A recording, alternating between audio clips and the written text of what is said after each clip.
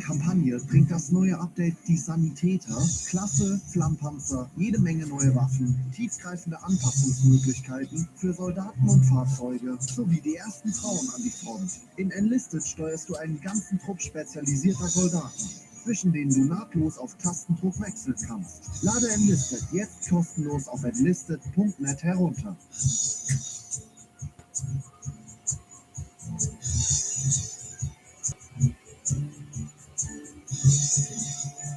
The developers literally saw all those fake ads and decided to make a real game that plays just like them. Okay, I need this shotgun upgrade, so I'm going to break the barrel. Nice. I'm shooting a lot quicker now. I see Diddy coming at me, so I'm going to have to do some damage to him, but I'm not doing enough, so I need to get the plus 10 here. Go back left. This should be enough. Nice. I blew out his back. Okay, maybe I can get this RPG, but I didn't have time. Are you kidding me? Okay, I need to go back to the left now, but he has so much HP. I need more troops. I don't have time. No.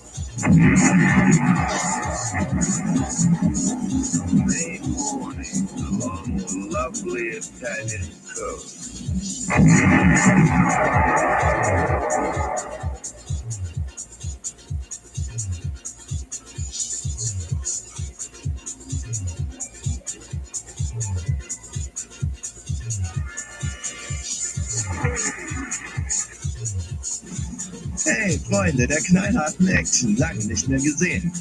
Das furiose Multi...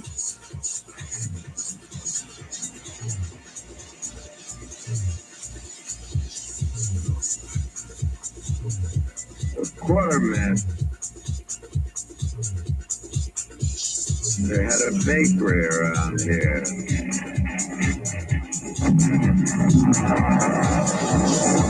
That's only our Navy from offshore, the lieutenant said. You understand the shells don't whistle in German.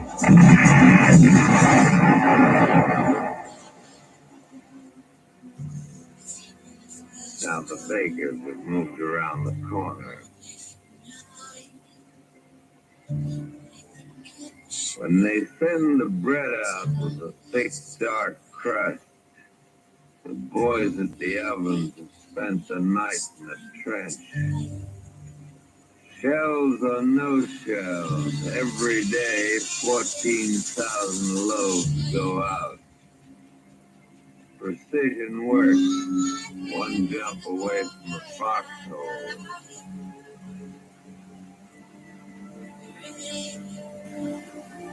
Cause I can only hear them right now. See if you know it's 45 minutes, quite a while at Anzio. The dough has to set for 45 minutes while the yeast gets to work. The burners, M1937 fire units, they get shaken up around here. In disassembly, cleaning, and reassembly, the main thing is to have the proper wrenches. Stilton wrenches and pliers will beat up the unit so the boys won't get any bread at all. Punching the dough helps oxidize the yeast and drives out excess gas. It says in the book that gives you a smoother loaf.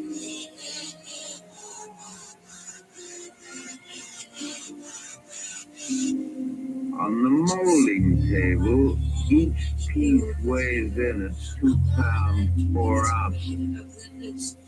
A little of this is lost in the baking.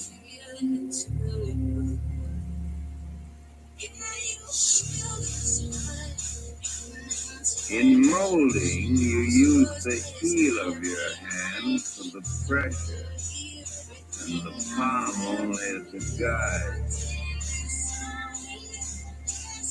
After an hour and 20 minutes under 425 degrees, the loaves go onto the shelf to cool for a while. When the night shift at the bakery is over, and the sun filters through the smoke and dust over Anzio, on the waterfront, the barrage balloon crew goes to work. They've cleared a space of all sharp objects, laid out the protective ground cloth, and now tie the thimble assembly tight to prevent leaks. With the hydrogen turned on, the balloon rises, stands with the others to close out the harbor to enemy low-altitude reconnaissance, torpedo launches, mine laying. These stand guard to seaward, but to landward, where the Germans look down upon Anzio from the southern hills, no balloon can forbid the air flight of shells. To the south, near the edge of no man's land, there's a temporary lull in the barrage. The engineers are throwing a dam across the Mussolini drainage canal. The water held back by the dam can be loosed some night across the face of a Nazi counterattack. Like in other government waterworks, no trespassing signs have to be planted roundabout.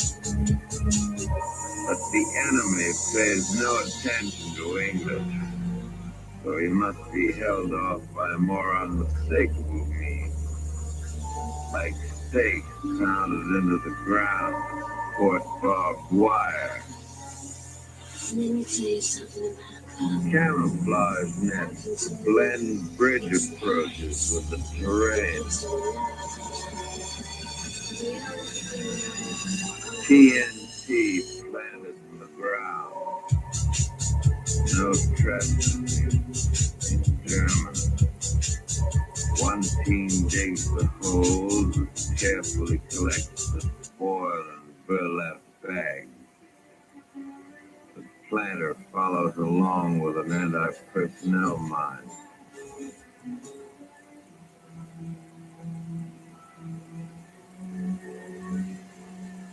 The second team plants the anti-tank mine. They replace the turf in the same spot. Okay. Remove all signs of disturbance.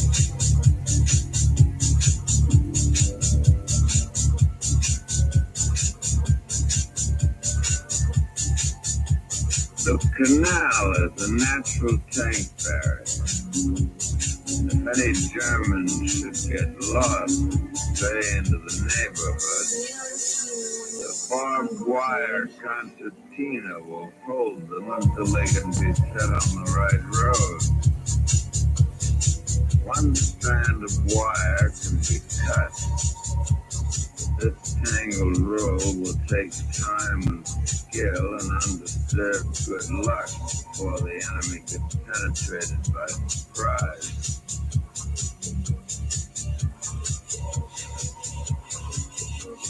The sun climbs, the morning goes, and even bomb-shaken heroes will yell for chow. In town, at the bakery, the day shift is getting ready to shift the fresh loaf. It's been mixed and molded, baked, cooled. Fresh nerves, muscles, and brains hold the front.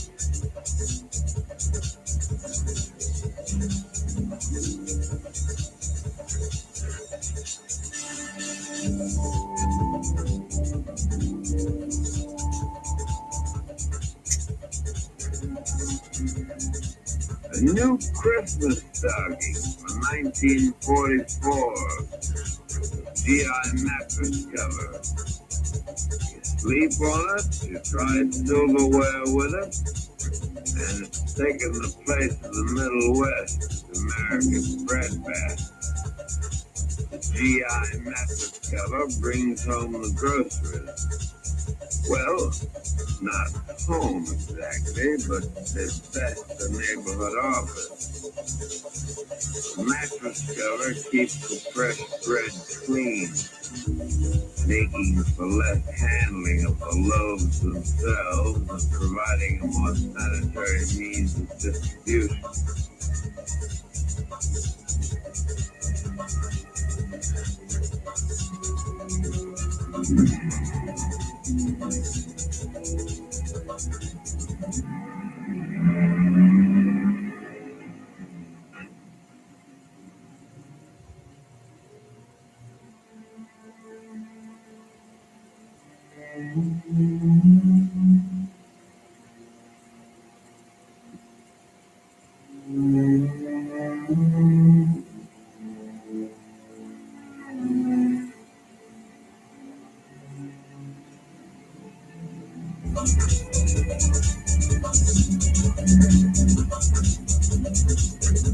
Don't worry, so do their ours.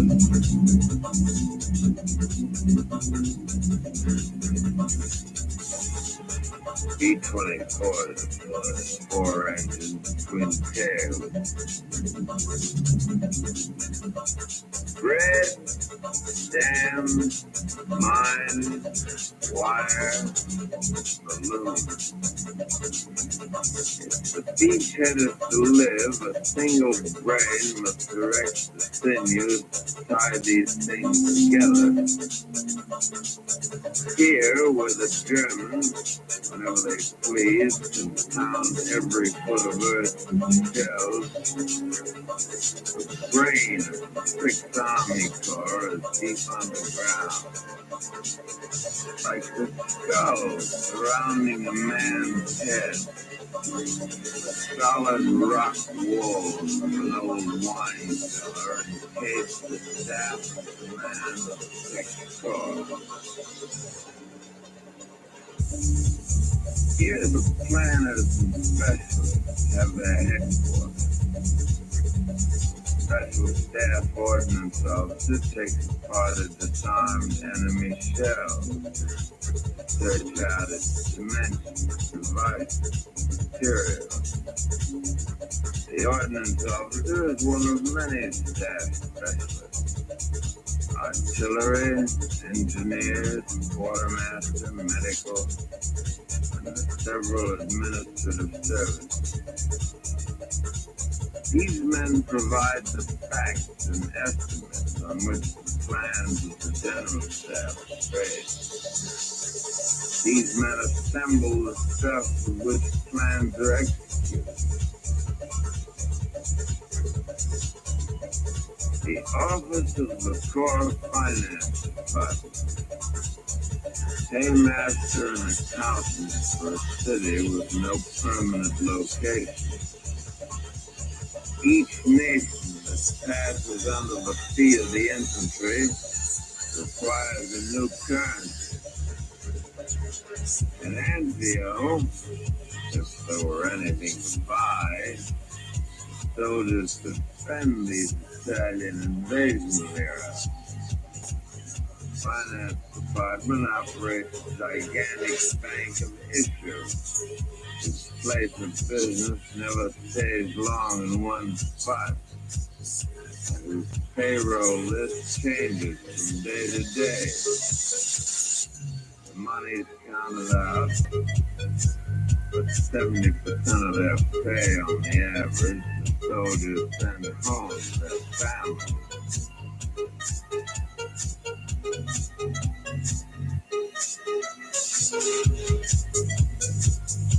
The staff signal officer lives by his Bible, the SOP, Standing Operating Procedure,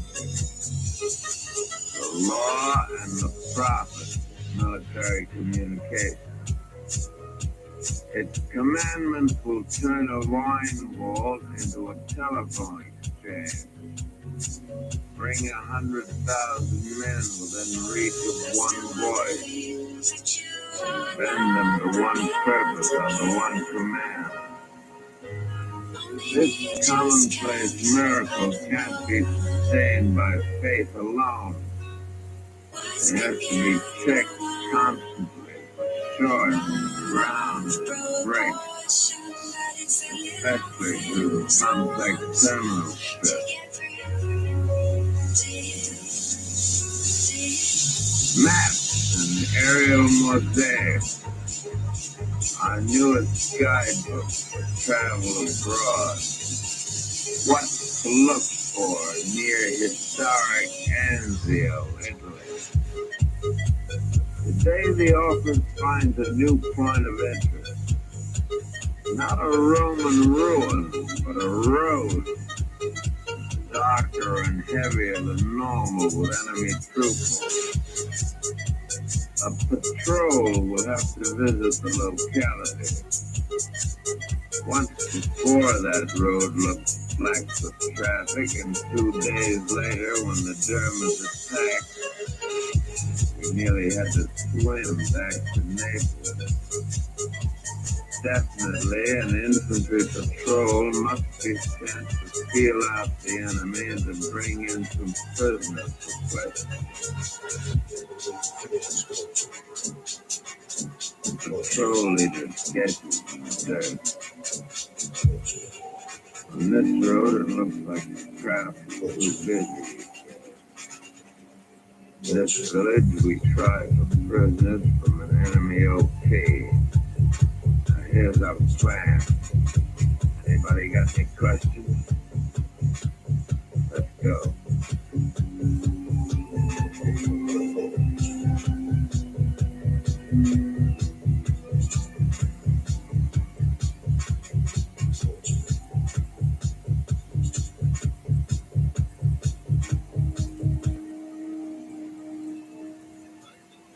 Headquarters orders out an infantry patrol.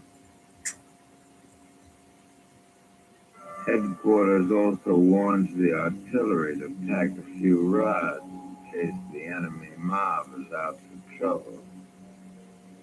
The artillery digs in an 8-inch howitzer. A couple of gunners use the spoil to sandbag the revetment. Another checks on the breech and firing pin.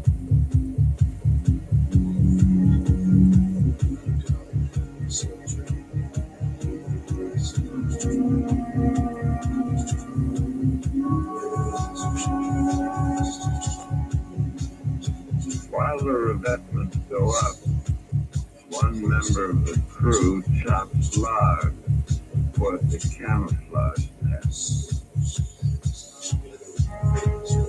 New artillery emplacements mean new communications.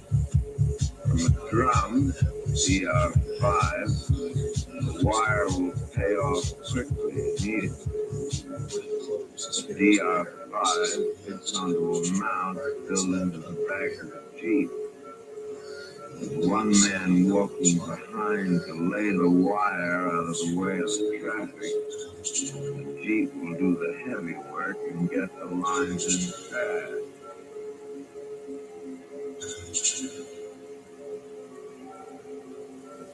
The wire runs down the side of the road, out of the way of trucks with tanks.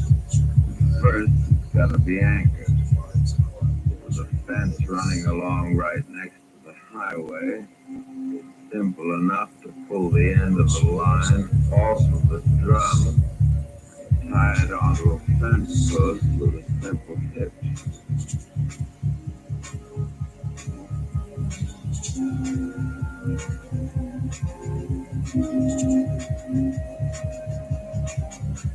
One man's share of victory could be to step over a wire like this so as not to cut it with his boot.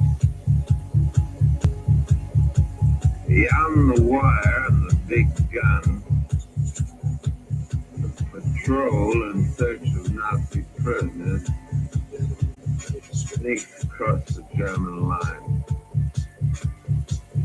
Tourists without passports, they cross the receding borders of the Greater Reich in a wedge formation, keeping low, seeking cover, silent, with a sharp guard to front, rear, and flank.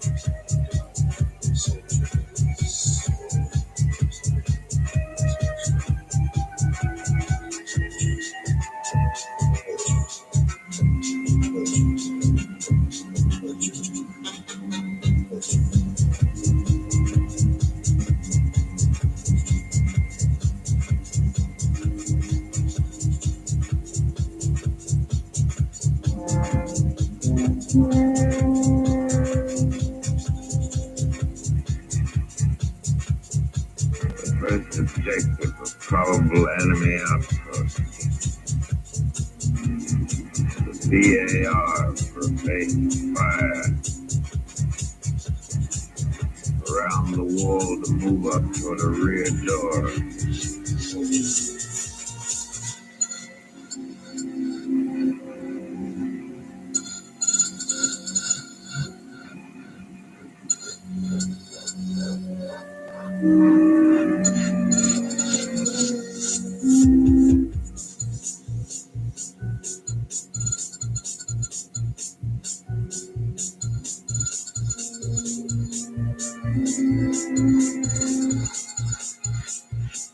Creeping and crawling, a diamond formation closes in.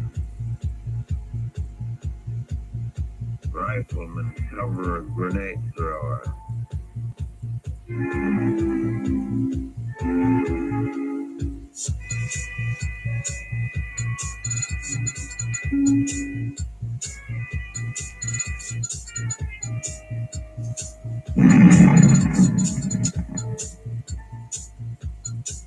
Now, with rifles covering every door and window, in fast while the enemy is still stunned.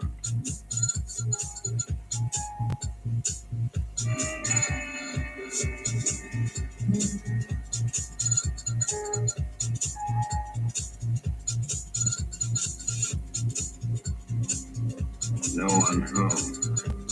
The OP has been abandoned. On into town.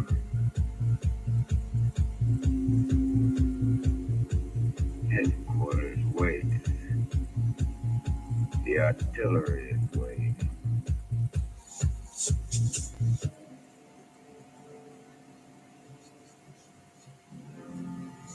Camouflage nets not only mask the gun, but also make a weapon of surprise when the gunplay starts.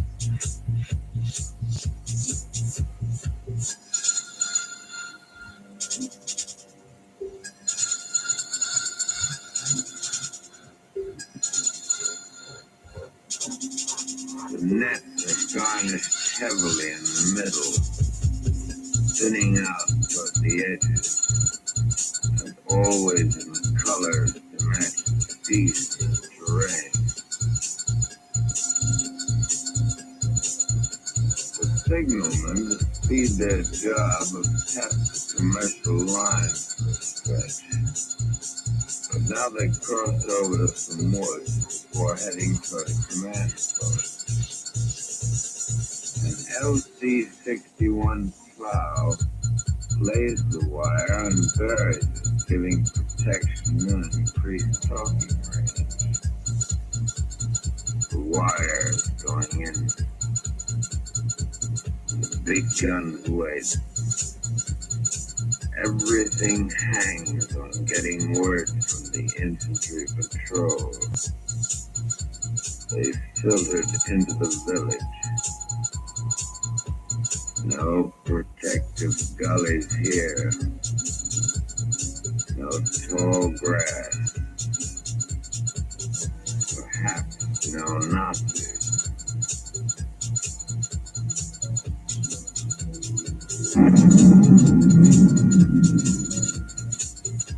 Mortar fire. One man killed. Lesson one is hating the enemy.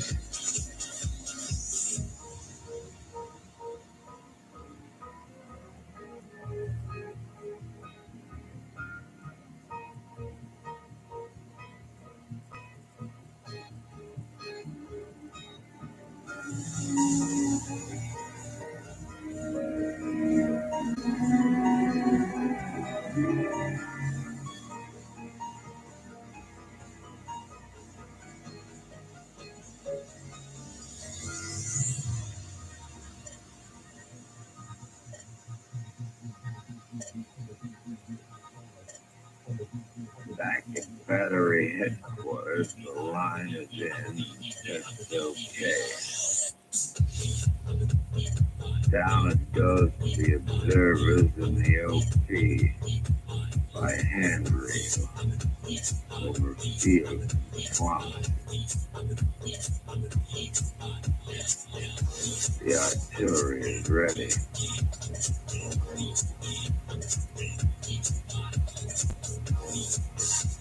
And to bring the guns the information they need, a tired infantry patrol walks out of Nazi land back onto the beachhead.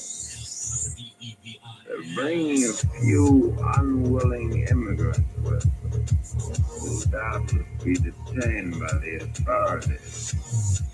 Nazi prisoners out of whose mouths needed information will leak during careful questioning.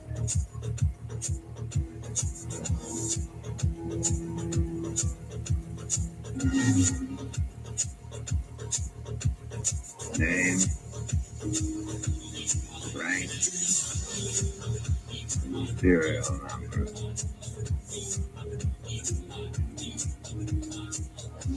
Have you been long in this sector? No, not long.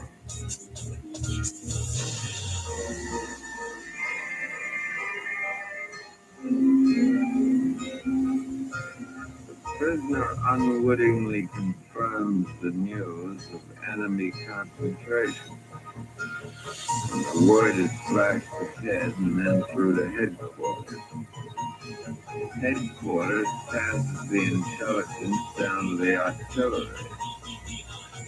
The artillery checked for itself through an LP.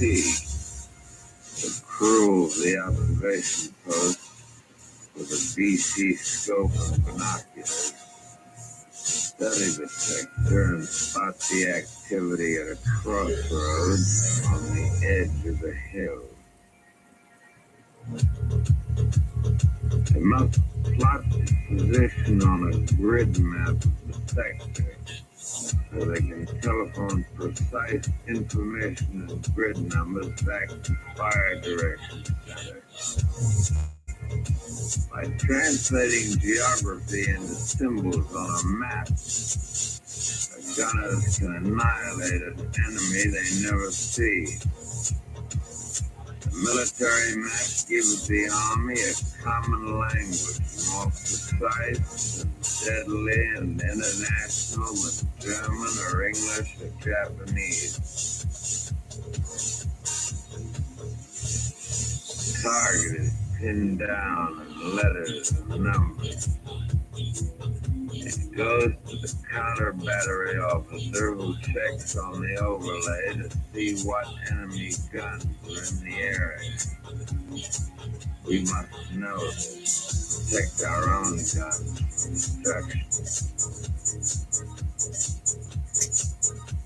The sergeant at the plotting board finds which of our batteries are within range of the target. This is to be an artillery bingo. Every available piece of every caliber, like the barrage that stopped the first German counterattack and killed 25,000 Nazis.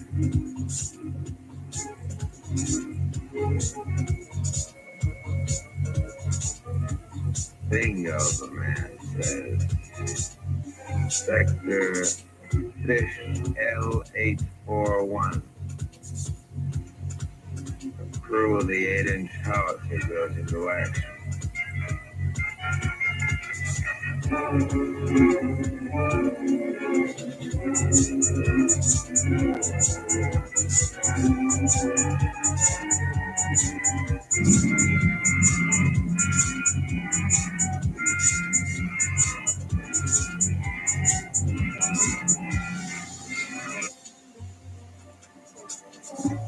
Wels gesunde, wels gute, wels...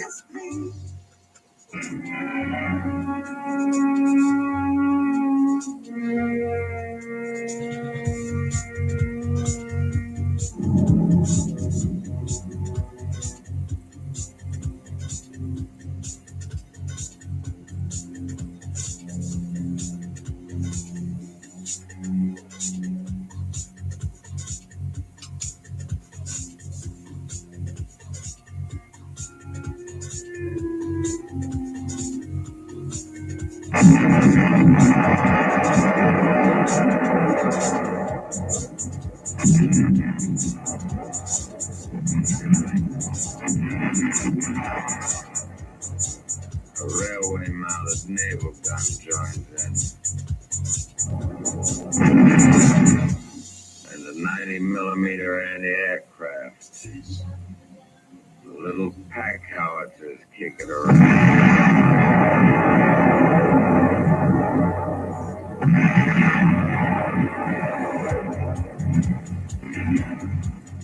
75 on a Sherman tank.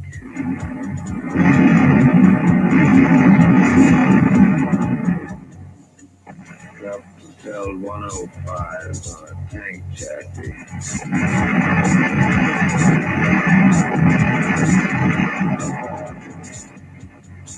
The 155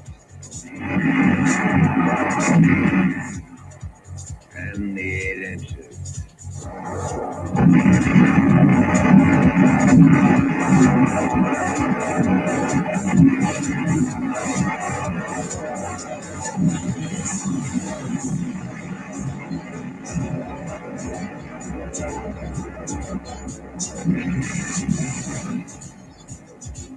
The Germans will never take this lying down. Headquarters noticed it. And this planning measures of protection. The daylight hours are not quite over, so an order goes out to pull a concealing blanket up over the beachhead.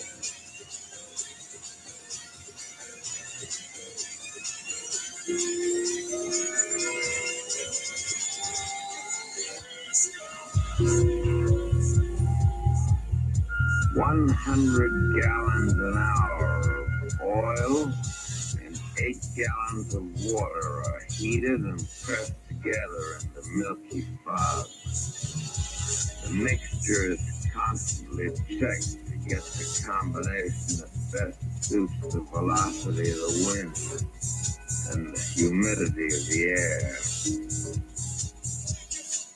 The smoke, harmless to lungs and clothing, streams 10 or 12 miles in a gentle cover. The generators have been scattered to be ready regardless of the wind.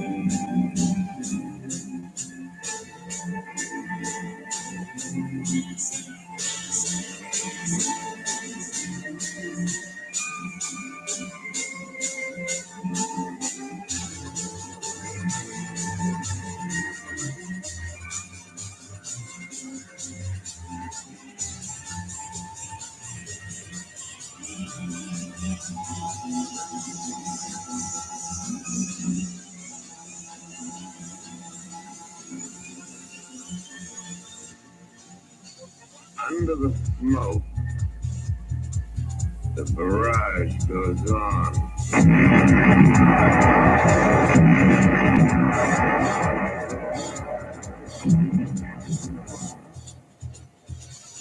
Above the smoke, night falls on Anvil.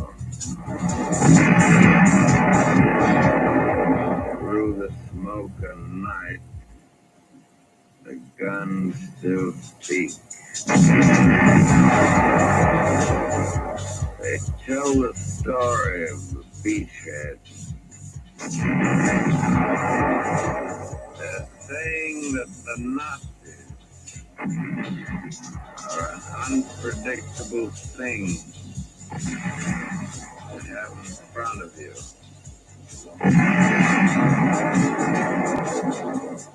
They're saying that the sea is an unfriendly thing to have at your back.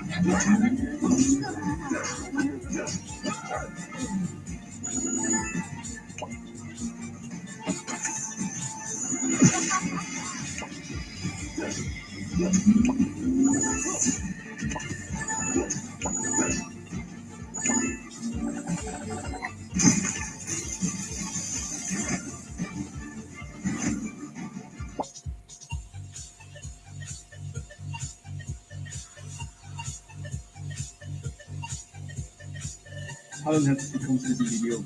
Mein Name ist Tino Und heute zeige ich euch, wie ihr bei eurer Webseite euer Logo und das sogenannte Pfaff-Icon hinterlegen könnt.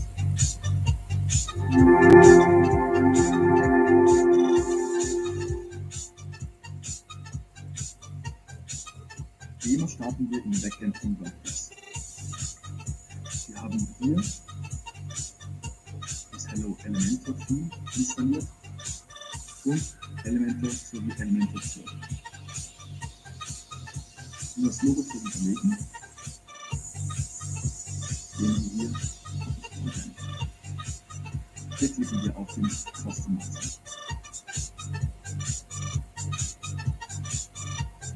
Sobald der Customizer auf ist, können wir unsere Webseiteninformationen, das Logo sowie hier unten das Pfaff-Icon hinterlegen.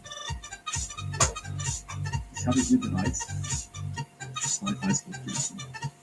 Einmal ins Logo, dann können wir anklicken, auswählen, zuschneiden, Video, bitte, wir werden das hier gleich eingeladen und das Pfaff-Icon kann ich auch so auswählen und entsprechend.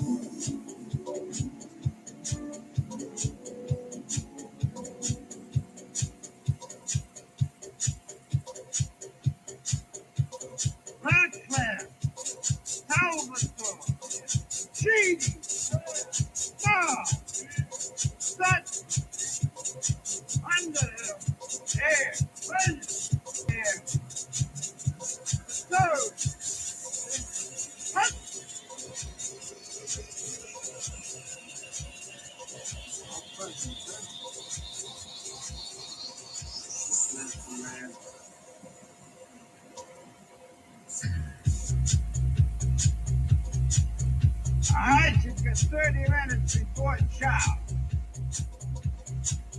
Voila!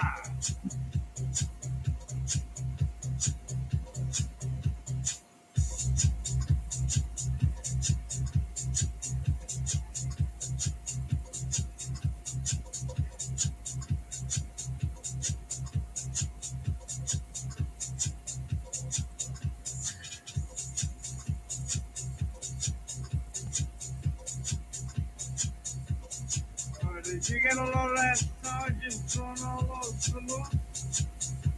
I bet he's a real apple farmer. Yeah. He's gonna wear his arm out one of these days if he ain't careful. That's all, Sergeant.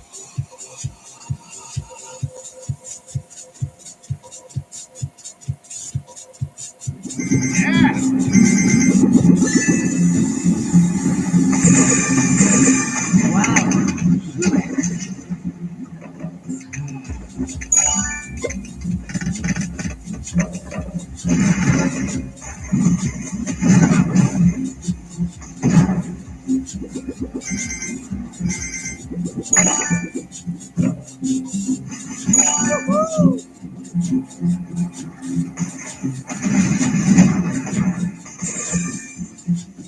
ahoy! Welcome to the Devil's Sea.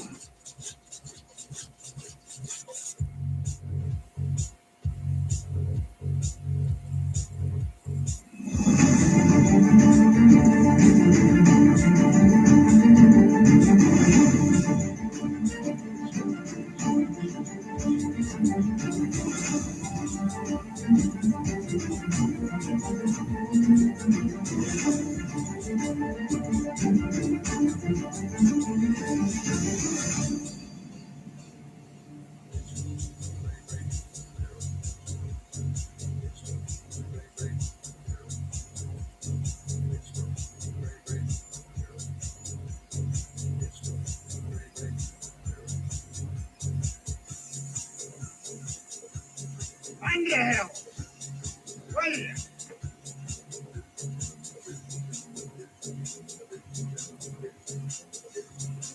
Get inside. Go to my room. I want to talk to you.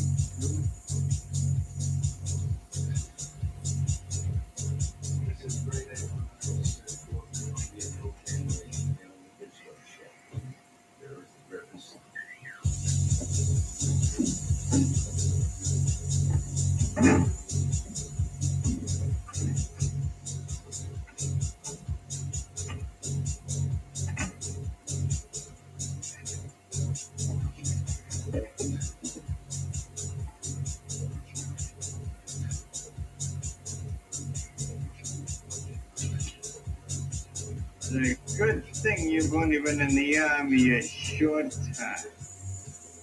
Or I'd really chew you up. But one thing's for sure, I intend to get you two straightened out right now.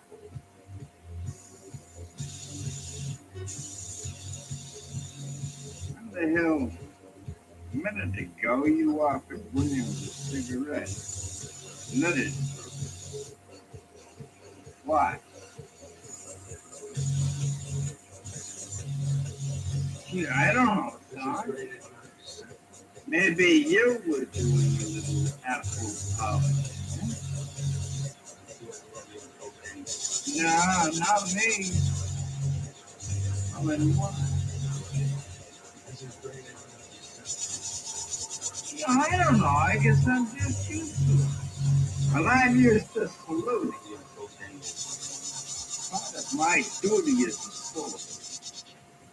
Part of what's known as military courtesy.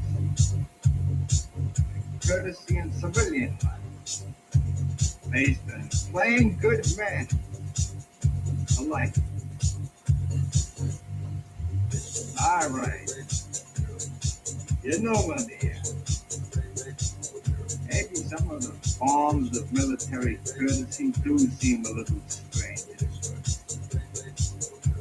After a while, they'll become as natural as holding a door open for somebody else or lighting another man's cigarette. Of all the forms of military courtesy, salute is the most important. First, you'll salute because you have to. Later, you'll salute because you want to. It's the soldier's way of saying hello. A sign of mutual respect between the officer and enlisted man. In case you don't know it, a man who's been court-martialed and sentenced as a prisoner loses the privilege of saluting. The salute is the privilege. So salute proudly, soldier. Forget that baloney about apple pasta. I'm sorry, Sarge. I guess I had the wrong idea. Guess I did too. But Sergeant, I'm confused. I still don't understand when to salute.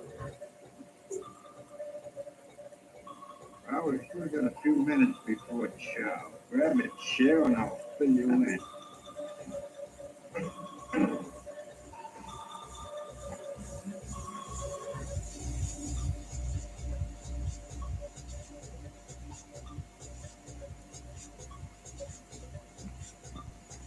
In general, you'll salute an officer anytime you're out of doors, as long as you're not in formation, not at work, or at play. That applies to all officers, male and female, not only of the Army, of other services and allied foreign nations as well. Here are some of the most important details about saluting. When approaching an officer, salute when you're far enough away so that he'll have time to return it. About 6 feet. You don't have to meet an officer head on to salute him. As long as you pass within recognition distance, say 30 paces, salute. Even if you're not covered, wearing a hat, that is, you still salute if you're not actually at work. But remember, if you're double timing, slow down to normal pace, at least 6 paces in front of the officer, and then salute. Always remember, military courtesy is based on plain good manners and politeness. When speaking with an officer, salute when meeting him.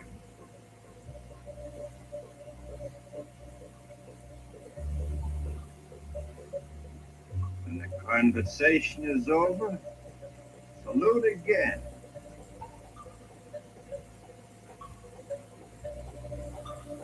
When you're in a group and an officer approaches, the first to see him calls attention, and all salute.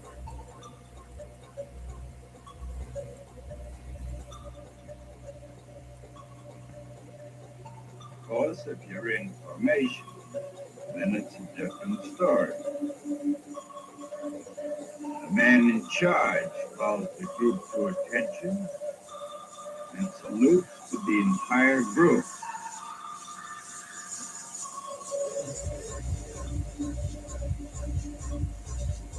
Similarly, when marching in formation, the man in charge salutes to the group.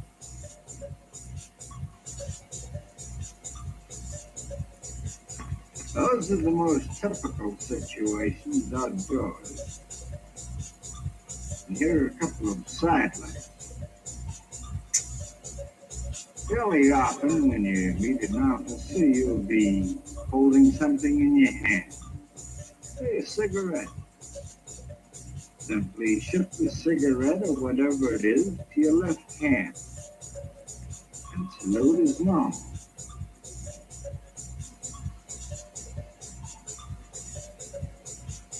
If you're carrying a package, shift it to your left arm, and then salute. But supposing both arms are loaded, Sergeant? Use common sense. Don't do like this.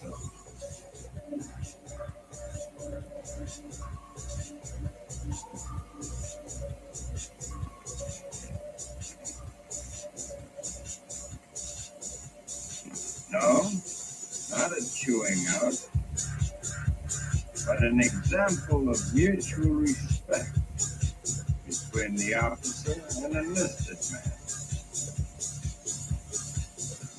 Now let's try it again. The right way. All you do is exchange a greeting with the officer.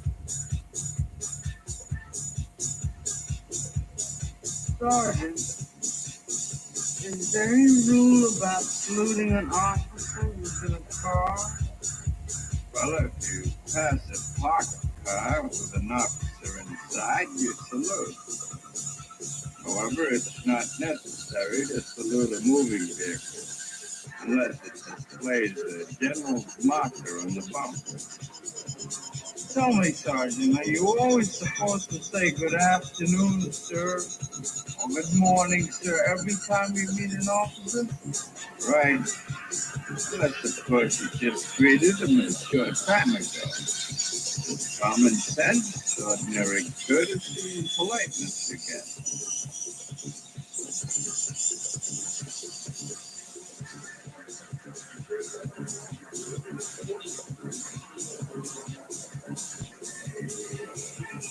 Oh, yeah. Something more. And you salute. Right. Nothing that labels you as an approved pusher and sloppy salute. No time like the present to learn. Now, this is the way it's done. When you salute, bring your arm up front. Four fingers touching your forehead. Above and slightly to the right of your right eye. The fingers and thumb are joined. The arm is straight. From the elbow, tips of the finger. The elbow is at the same height as the shoulder and is slightly forward of the shoulder line. Not like this. Not like this. Okay? Suppose you try.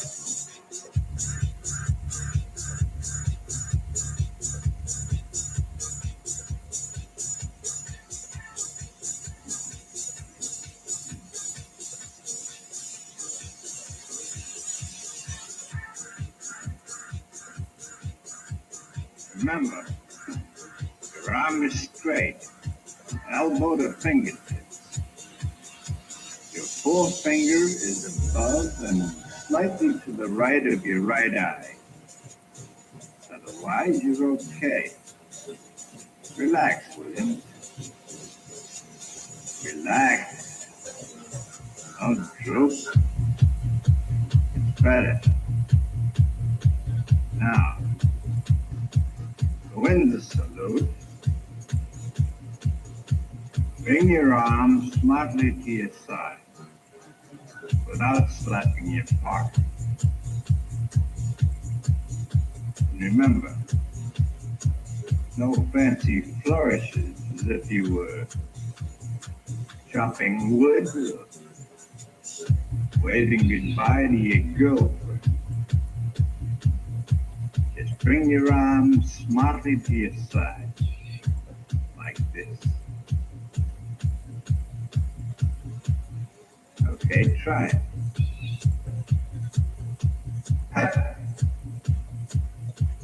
Try it again.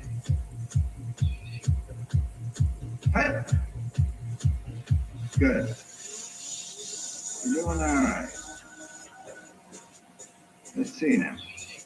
What we leave off? Right. When salute. Well, we've already covered some typical situations when you salute outdoors. In general, when you're indoors, you don't salute. However, there are a few occasions when you do. The most important of these is when reporting to an officer. For example, when you're reporting to the company commander with a request to make. You remove your hat when you went.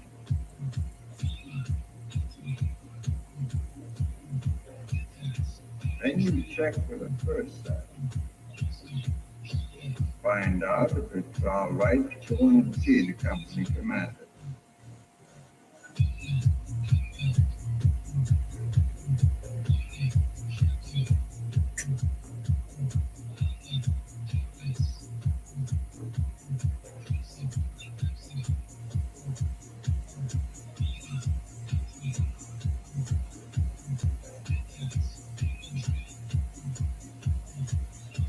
before entering your mark. Man,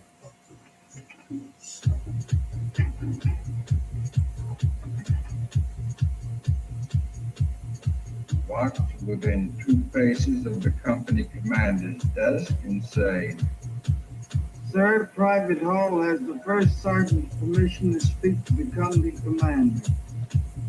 you hold the salute until the report is over and the salute is returned.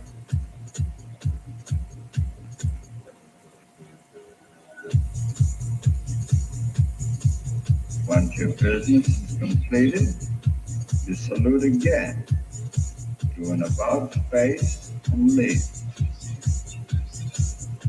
Remembering, of course, to close the door behind.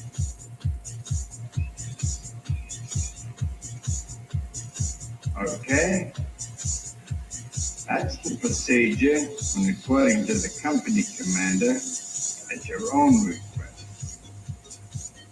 Here's another example of reporting to the company commander. Only this time, you've been directed to report. Here's what you do. The procedure is the same as when you report at your own request, except for the words you use in the report. Come in.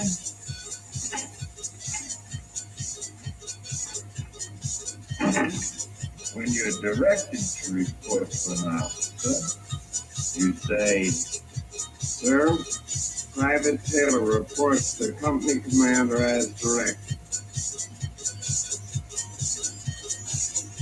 well, that's simple enough, isn't it? So far, we've talked about saluting when unarmed. But there are also occasions when you'll be carrying arms. And there are set ways of saluting on these occasions. The first rule of saluting when armed is don't get panicked. There are 4 proper rifle salutes. First, the rifle salute at right shoulder arm. Second, the rifle salute at left shoulder arm.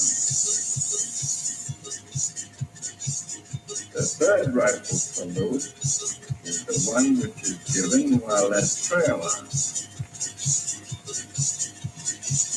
The fourth rifle salute is the salute at order arm. It is also used when reporting to an officer indoors. If you're on guard, a member of a color guard, standing retreat, or participating in other ceremonies, present arms is executed. But remember, present arms is not given as a salute, except on such special occasions. If an officer is approaching and you're at fling arms, a hand salute is given.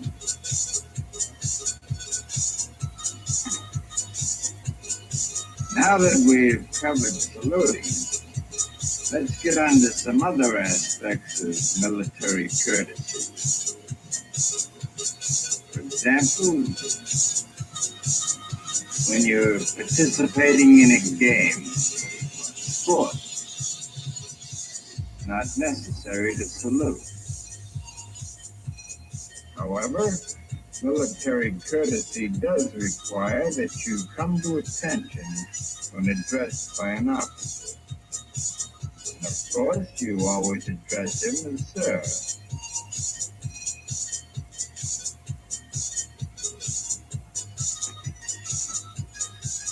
Similarly, when you're at work, you don't have to salute. But here too, you come to attention when addressed by an officer. Here's another point. When you have occasion to walk with an officer, always walk on his left.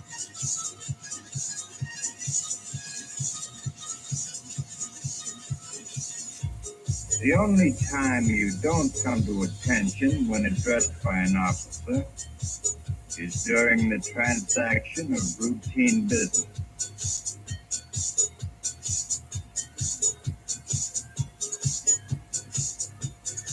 In the mess hall, if an officer enters, the first to see him calls,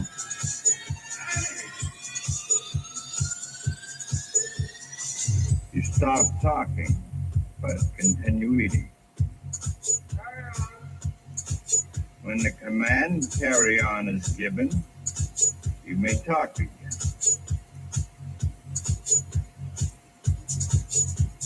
If the officer speaks to you, remain seated at attention. And of course, stop eating. Military courtesy also applies when an officer enters a barrack.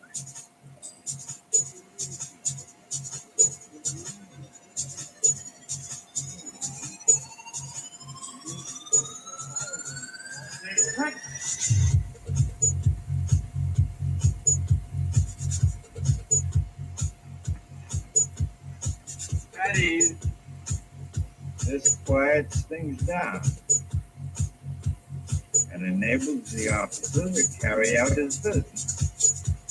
This practice is simple common sense, and it's also a mark of respect. Like other military courtesies, it is carried out at all levels of command. So you see, military courtesy is equally binding on officers and enlisted men. Remember, that applies not only on a military post, but off it as well. When you're off post, you are required to salute. Saluting is encouraged whenever it's practical. Another mark of a good soldier is displaying proper courtesy to civilians. Soldiers who don't care how they behave in public won't stack up anywhere.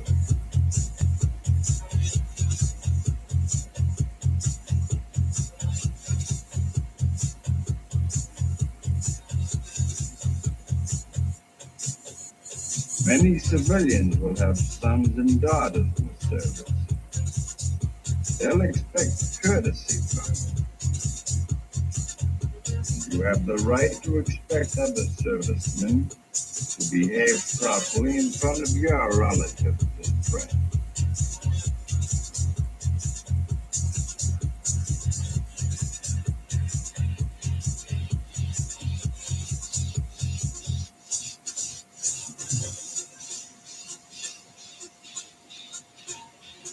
And you'd be surprised. Very often, a little courtesy can go a long way.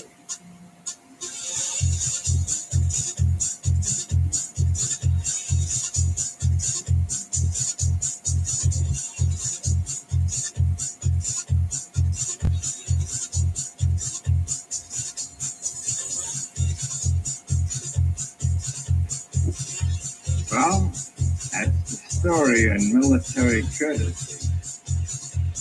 As you've seen, it's pretty much the same as the courtesy you practice in civilian life. As I told you, at first some of the forms of military courtesy will seem strange. But you'll find out they make sense. So learn. Practice. Be proud of it.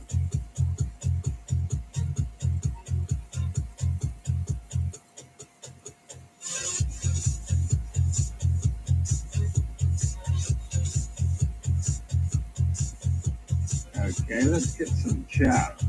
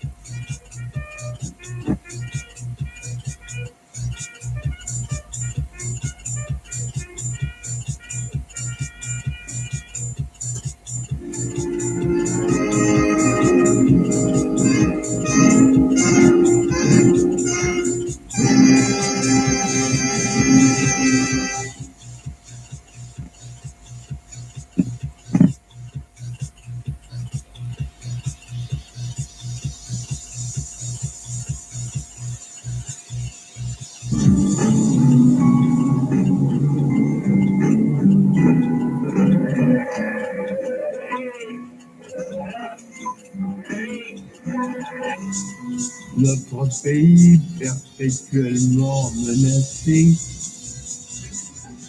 se trouve une fois de plus confronté avec la nécessité de disposer des armes les plus puissantes de l'époque. Following her defeat in occupation in World War II, France was determined never to suffer the same fate again.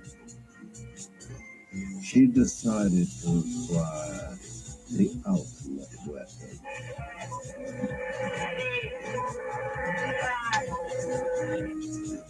Notre principal devoir, c'est d'être fort et d'être nous-mêmes. The place France chose to develop this atomic bomb was a tiny atoll in the tropical paradise of its South Pacific colony, Tahiti. Vive la République! Vive la France!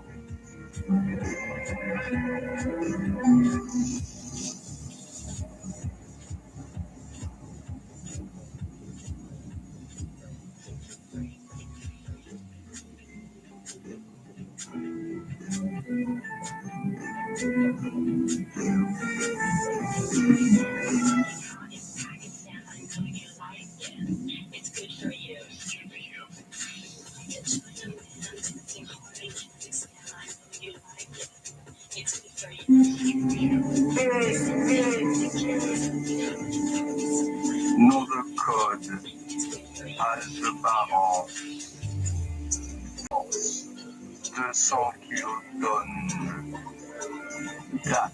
2 juillet 1966.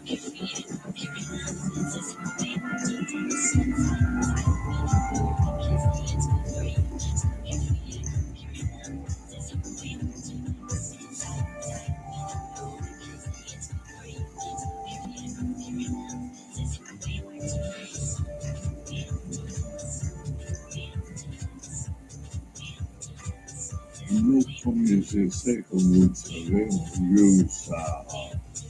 Mais après la dépendance de l'Algérie, nous avons étudié la possibilité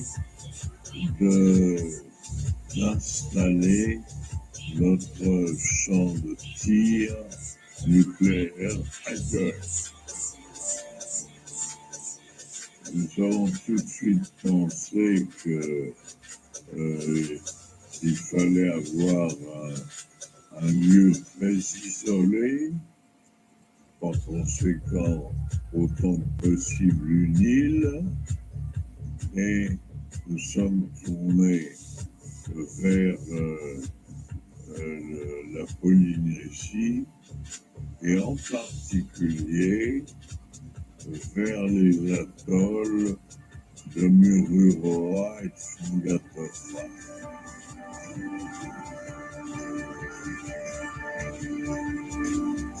La Polynésie française, French Polynesia is 9 times the size of the mother country, has a population of 75,000 inhabitants.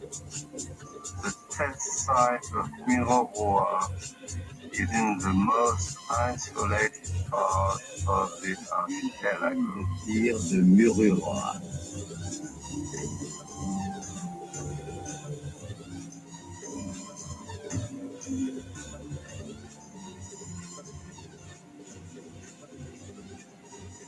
Je veux dire que c'était une fierté. Mes grands-parents sont battus pendant la Première Guerre mondiale, d'autres sont battus aussi pour 1945. Et puis nous avons pris le relais avec les essais nucléaires. Hein. Ça veut dire que nous avons toujours répondu positivement à l'appel de la France.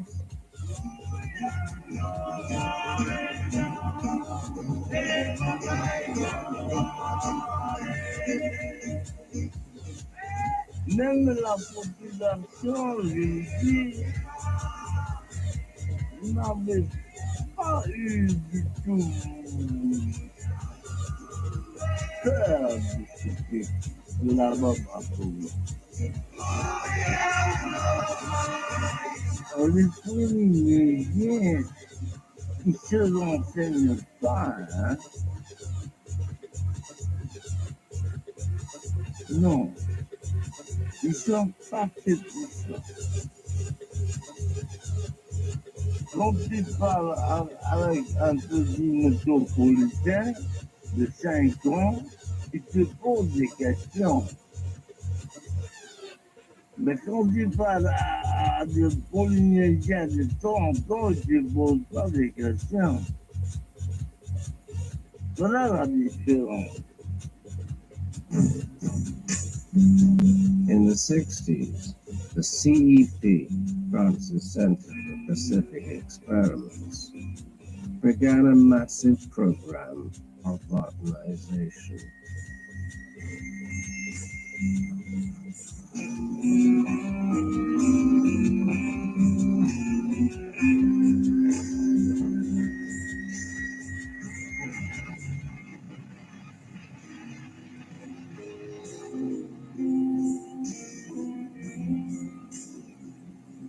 Suddenly everything had to be built. There was no airport. They had to build an airport. He had to build storehouses. There were no roads. He had to build roads and everything. And he created a boom. He created a lot of influx of outside people. So he actually employed all the population.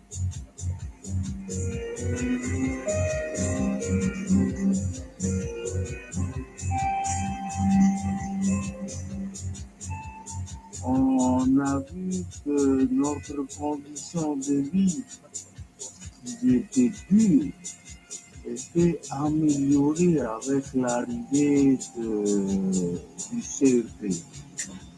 Ça veut dire qu'on avait des médecins, On avait le cinéma, on avait le confort. Comment refuser cette facilité de la vie et cette qualité de vie dans un endroit paradisiaque?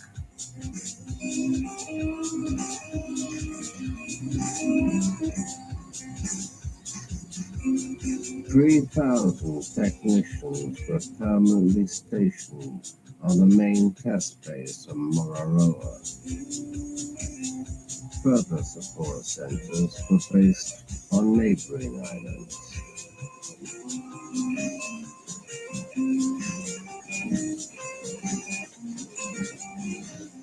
Et la première impression de Polynésie, c'était quand on allait au soleil, de voir une eau claire, de me baigner, de pouvoir pêcher du poisson, faire la pêche sous-marine.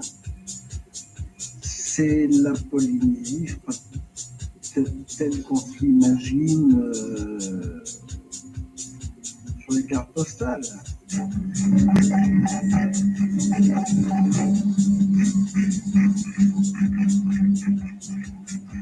When it was decided to do nuclear testing in the Pacific, the French did not realize that one day they would have an image problem.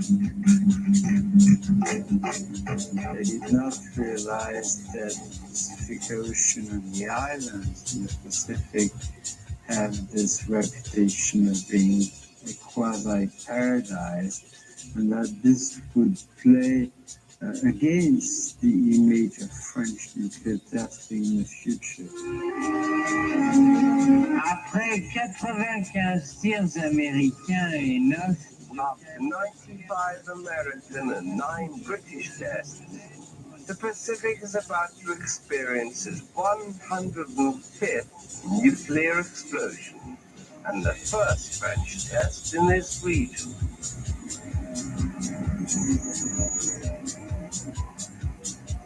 J'ai été commissionné pour y aller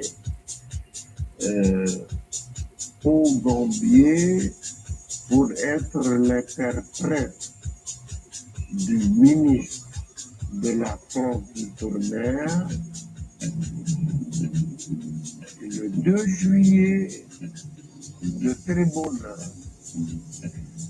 à 5 heures du matin, et il fallait monter sur la colline et de là, on pourrait voir le champignon monté de Mourou. Faut pas oublier, nous étions à 400 km. Nous avons pris des précautions exceptionnelles pour assurer la sécurité des expérimentateurs d'abord et puis des populations au voisinage. Aerial tests in which a bomb was detonated at an altitude of several hundred meters were known to be highly polluting. Britain and America had switched to underground tests in 1963, but France was behind with her bomb. She carried her on.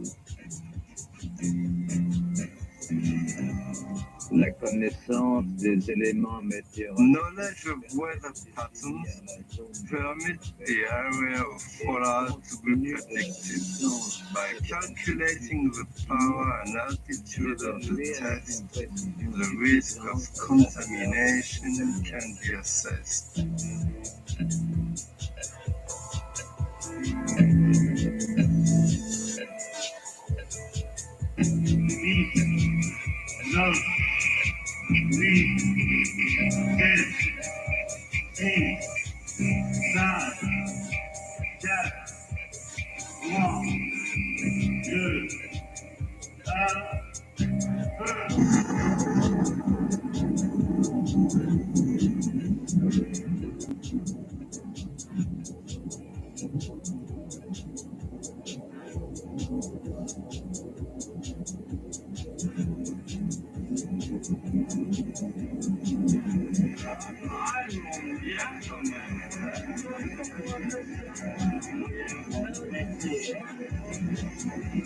Alors le pied ça m'attire considérablement. Hein. Et ça m'attire. Hein. Ah bah oui, oui. Cette explosion, ça fait peur quand même. Tu vois, c'est une lumière qui monte vers le dessus de l'eau. Hein. Lumière, yes. C'est là que je vois bien que mon loulou n'est vraiment pas loin par rapport à mon gamin.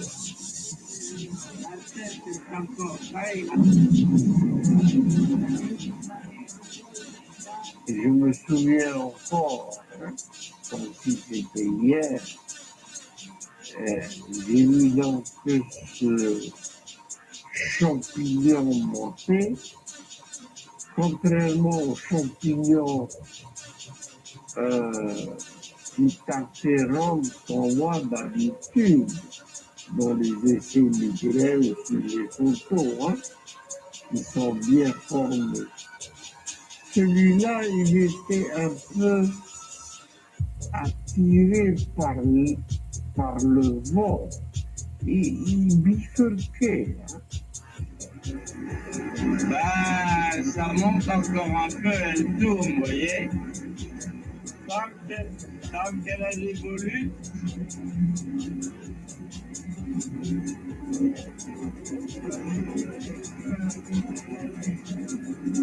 Elle s'incline déjà, vous voyez.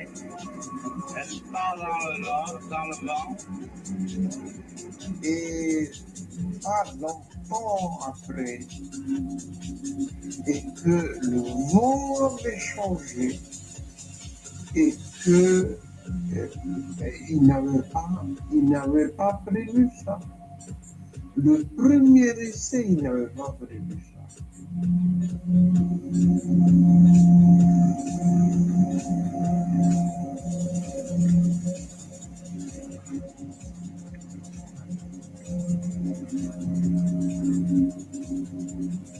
Un jour, voilà un bateau qui arrive avec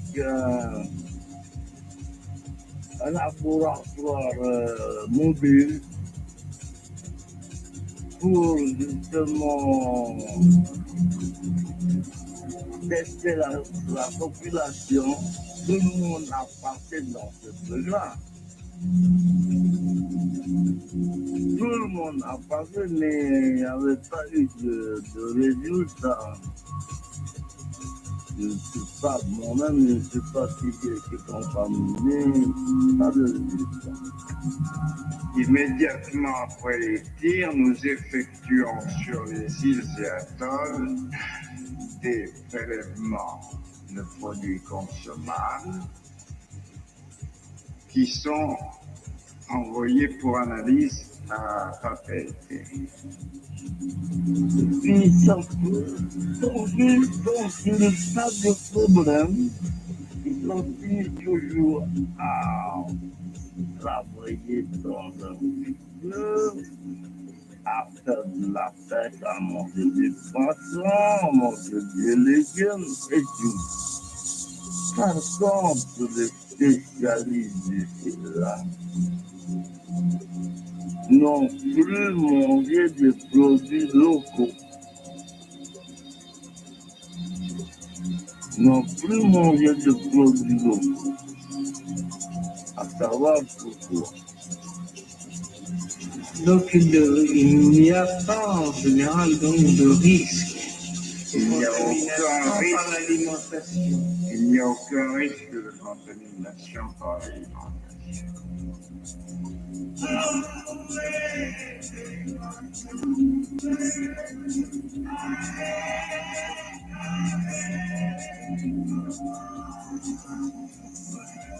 Ministre formé Minister informed radiation not negligible. Stop. Soil contaminated. Stop.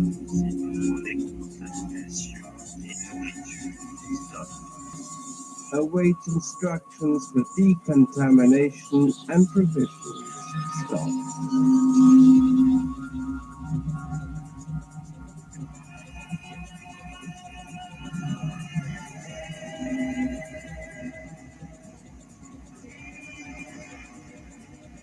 Et nous avons aujourd'hui le rapport secret, une copie de ce rapport secret du docteur Lyon.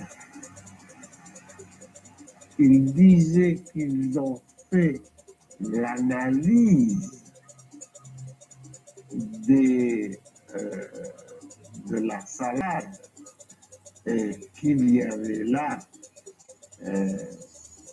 et que la dose de contamination qu'il y avait là était la même chose, le même niveau qu'autour de Tchernobyl au moment du World Health Organization recommended maximum level of radiation in food, 270 picocuries per gram. Level of radiation in unwashed salad on Mangareva, July 1966, 18,000 picocuries per gram.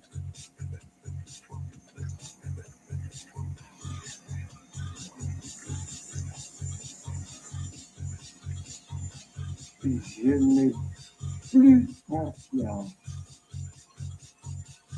aux techniciens et à ceux qui disent qu'il n'y a pas de problème avec les essais nucléaires. Non, ça c'est un mensonge.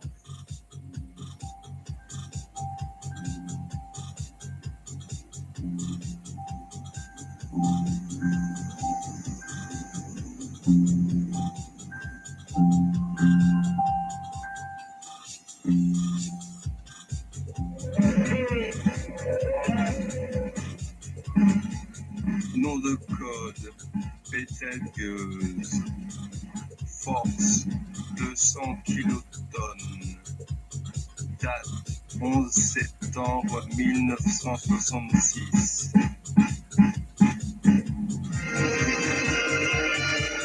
This is an isolated archipelago that is taking its place in the modern world. It is here that General de Gaulle arrived for the last stop on his trip.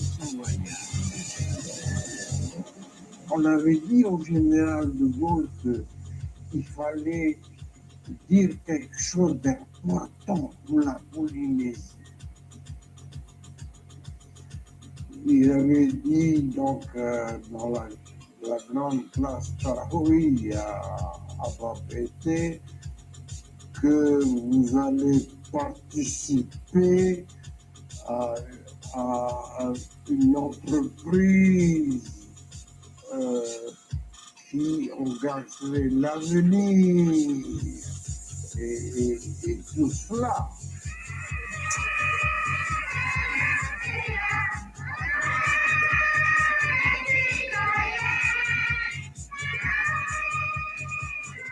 Et oui, il est vrai que la Polynésie a bien voulu être le siège de cette grande organisation destinée à donner à la puissance française le caractère de la dissuasion qui doit à tous, dans un monde dangereux, nous assurer la paix. C'est vrai. Il y a d'ailleurs, si j'ose dire, des compensations. Le développement qui accompagne cette organisation du centre est éclatant.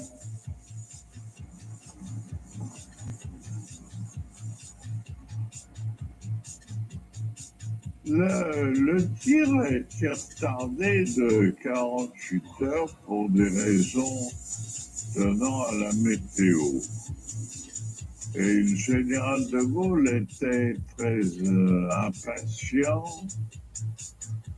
et il était de très mauvaise humeur à cause de ce retard. Personne n'en était responsable, naturellement, et par conséquent, il ne pouvait pas donner d'ordre pour accélérer le mouvement. Maintenant, tous les responsables sont à la Everyone is now at their post. de minutes. Test is just a minute away.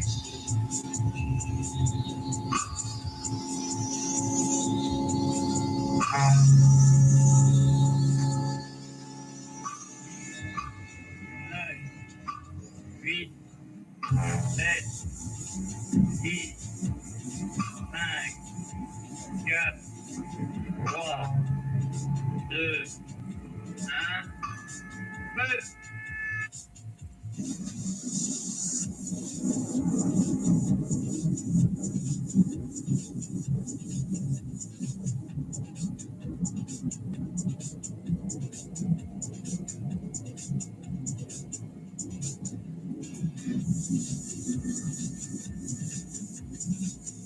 Quand le tir qui a été fait, le champignon était énorme.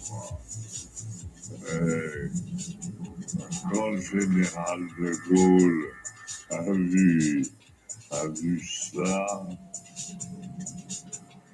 sa première réaction a été de dire c'est magnifique.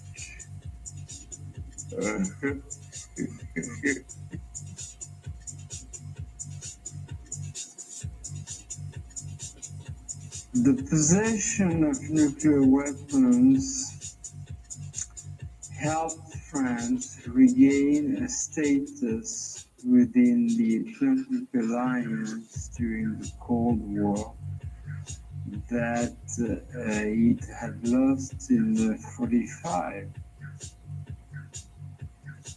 For the French, it was important to have an equality of status with the Brits and the Americans. In 1963, after 5 years of discussion, the Partial Test Ban Treaty, banning all but underground explosions, was signed. More than 100 nations are signatories to the Test Ban Treaty, but they included neither France nor the People's Republic of China. C'est que le général de Gaulle l'a dit plusieurs fois. Et il pensait que les Américains n'étaient pas prêts à exposer l'existence du peuple américain face à l'Union soviétique, qui, elle, possédait aussi l'arme atomique, simplement pour défendre l'Europe.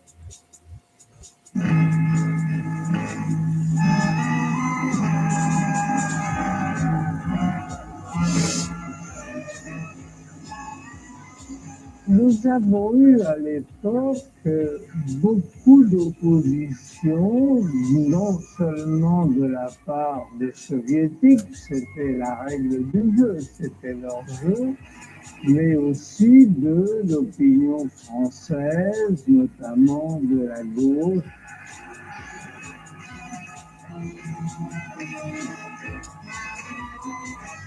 Et une des formules en France, c'était de se moquer de la bombinette.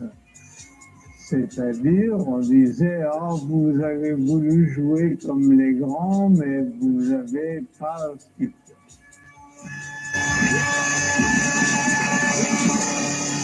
Les Américains et les Russes ont les moyens de détruire 1000 fois la Terre.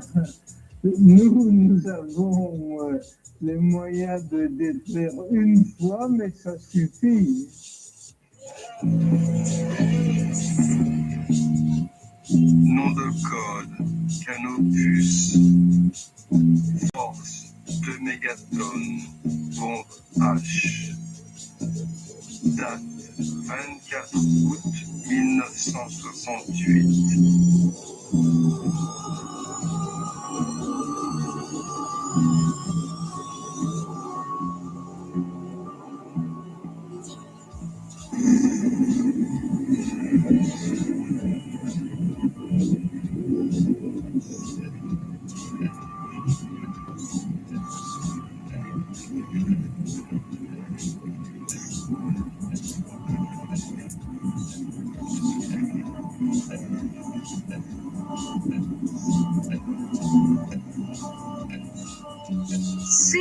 Years after the Americans, 15 years after the Soviets, 11 years after the British, 2 years after the Chinese, the French are going to test their new hydrogen bomb. Power of the bomb is estimated to be 2 megatons, which is the equivalent of 2 million tons of conventional explosives, or 100 times the force of the Hiroshima bomb. Lessons have been learned from the first tests. Fallout shelters were built on islands near Mororoa.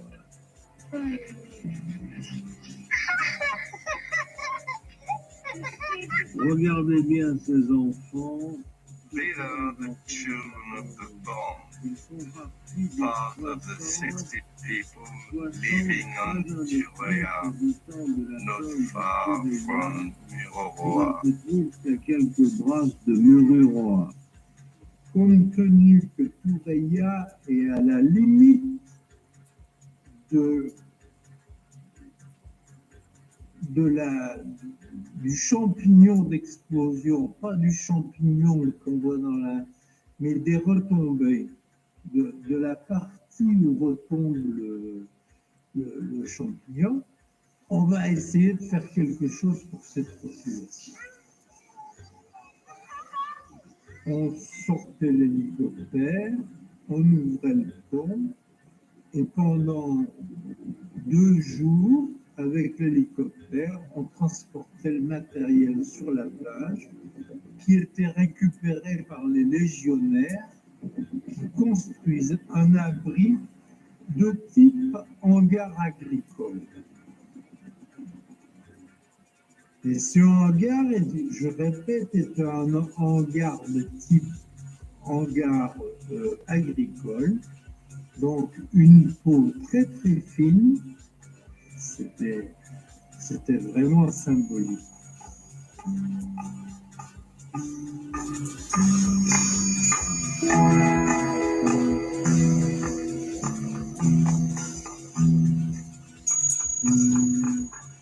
Lors des tirs, et on allait dans les abris atomiques. On regroupait toute la famille tout le village. Et tout le monde rentrait à l'intérieur et on comptait toutes les personnes. Et des fois, on emmenait aussi nos chiens, nos cochons avec nous. Et à l'intérieur, c'était de la terre battue, c'était du sable, point. On avait tous les toilettes. Et c'était la première fois que je voyais le cinéma. On avait douche, on avait des médecins, on était aux petits soins. Voilà, on était aux petits soins. Oui, quelques heures après l'explosion, ou une journée après, on disait à la population et aux animaux, vous pouvez sortir. Mais le lagon avait été une nouvelle fois contaminé. Les poissons, bien sûr, les noix de coco, bien sûr. Non, on ne se posait pas trop de questions parce que c'était la vie cocaïne, quoi. Ça veut dire la belle vie, quoi. On avait chocolat, on avait de la nourriture. Le premier fois que nous, on ne cuisait pas le repas, quoi. On n'était pas conscient du danger parce que le danger, il faut que ça soit palpable. Si je reprends une verset de la Bible qui dit, Saint Thomas, quand on lui a dit que le bon Dieu était vivant, il a dit, il faut qu'il touche. Ben, on était un petit peu comme ça, quoi. On était comme Saint Thomas. Nom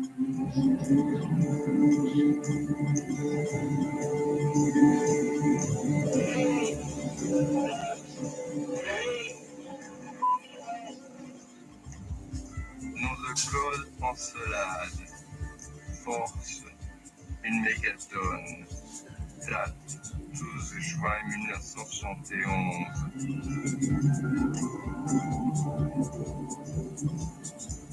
Donc le jour du tir en slab, moi, je me suis levé à 7h, 6h30 ou 7h. Ensuite, on a pris le petit déjeuner.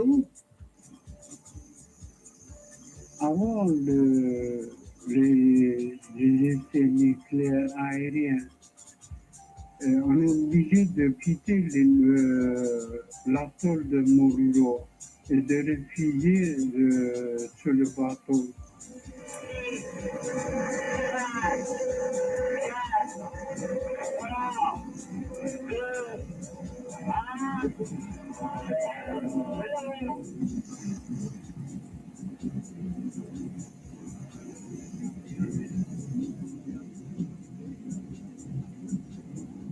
Au moment du tir, tout devenait blanc. C'est-à-dire que sans lunettes, à un peu plus de 100 km, c'était la canne blanche assurée, on devenait aveugle. Quand le nuage monte, enfin quand le champignon commence à se développer, je crois que là, à ce moment, on se rend compte de la puissance d'une arme atomique.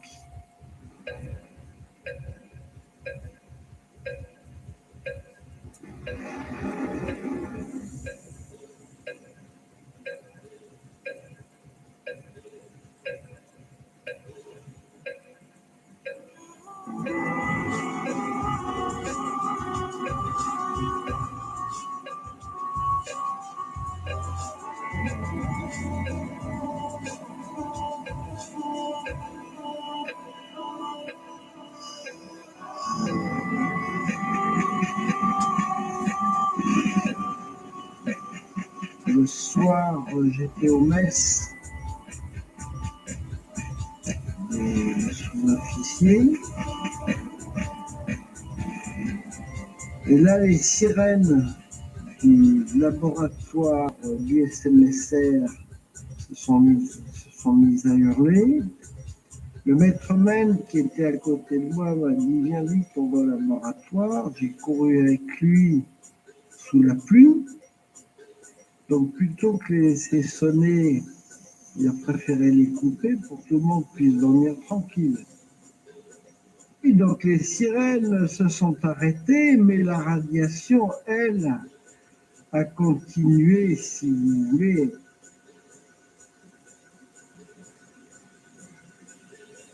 Comme il y a pluie, il y avait donc des eaux résiduelles qui étaient récoltées dans des grands bidons de 100 litres. Et le lendemain, j'ai vu les légionnaires se laver avec ces eaux de pluie résiduelles, se laver les dents. Des petits enfants polynésiens à quatre pattes dans le corail, sucer des morceaux de corail qui devaient être, à mon avis, hautement contaminés. On a continué à pêcher, on a continué à manger des fruits sur l'atoll. Personnel usually return to Mururoa 24 to 48 hours after a test, but certain parts of the atoll remain off limits. Et le matin, en venant au lieu de travail, sur le point zéro,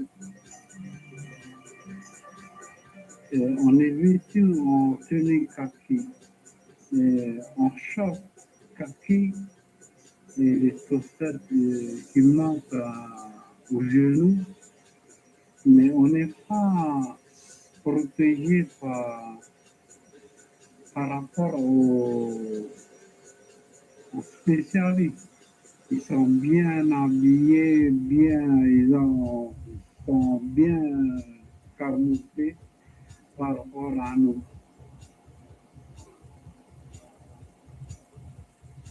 On avait eu cette formation atomique, biologique et chimique. Donc, contrairement à beaucoup de nos camarades qui ne connaissaient rien du tout à la contamination, on avait quand même quelques données.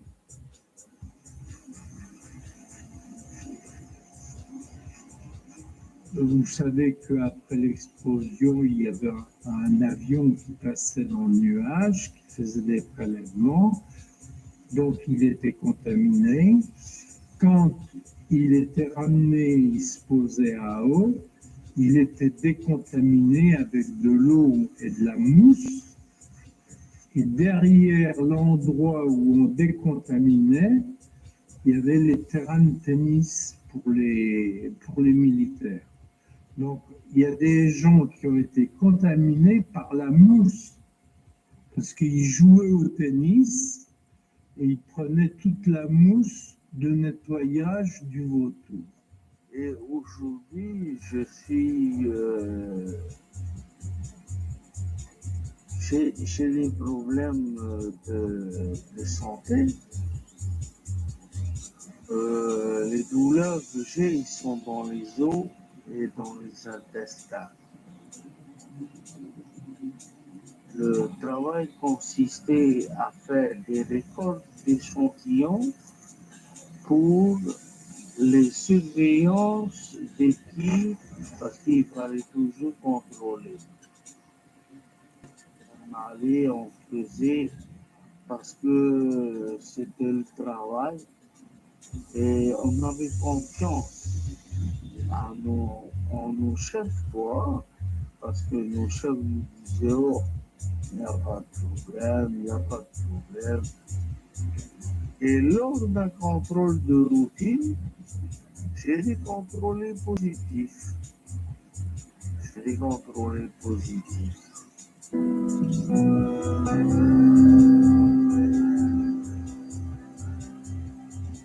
Oui, c'est tout.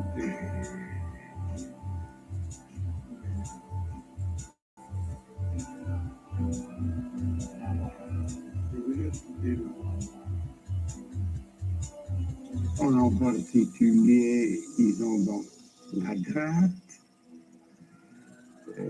Pour ceux qui ont beaucoup mangé de poisson en Mururoa, ils ont le diabète, effectivement, mais c'est pas typiquement à ceux qui ont travaillé à Mururoa.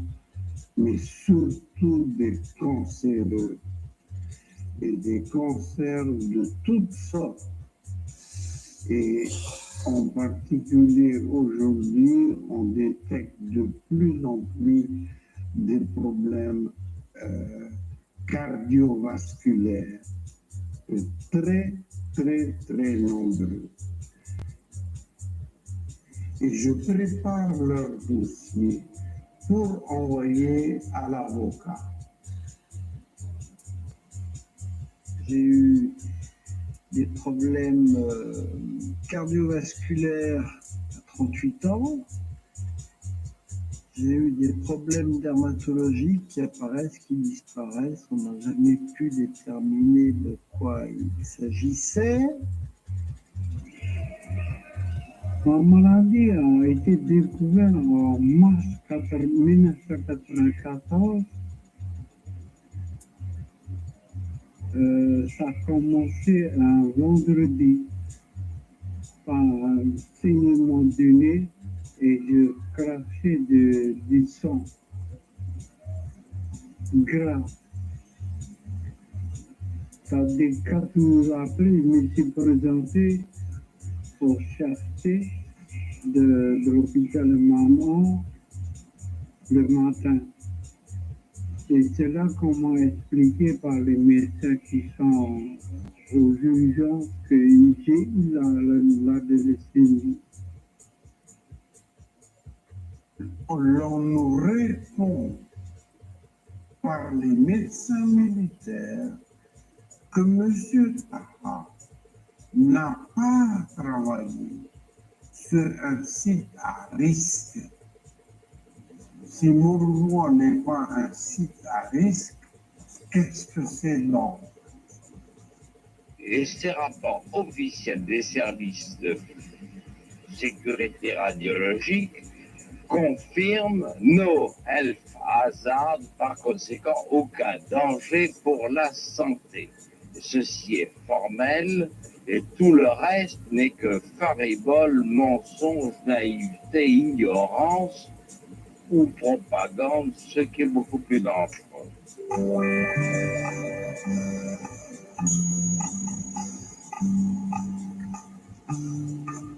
In 1990, U.S. Congress passed a law giving automatic cash payments to people with certain cancers who had worked or lived near a test site.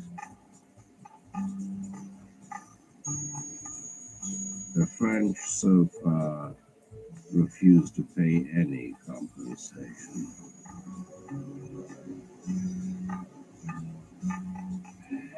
These are obviously very tragic situations. The problem is that it is very difficult to associate such kind of disease, of cancer, for instance, with a specific cause related to nuclear testing. Most people working on the issue, be it in government or outside government, are also unable to say it. The Americans came up with a solution, didn't they? It's called the Radiation Exposure Compensation Act. Perhaps you guys should pass the same kind of thing.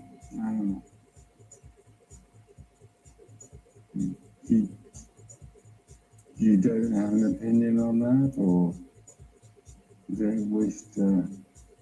No, I don't wish to run that.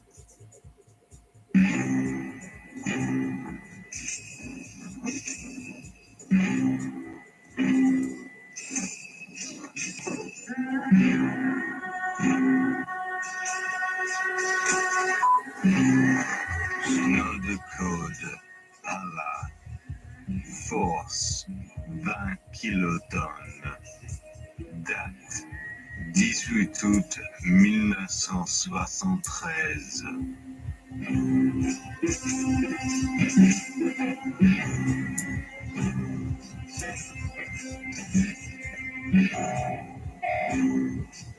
A claim by France that its bomb tests at Mudarat Atoll are safe did little to calm more than 20 countries, which have objected at the UN Environmental Conference to continued nuclear tests in the atmosphere.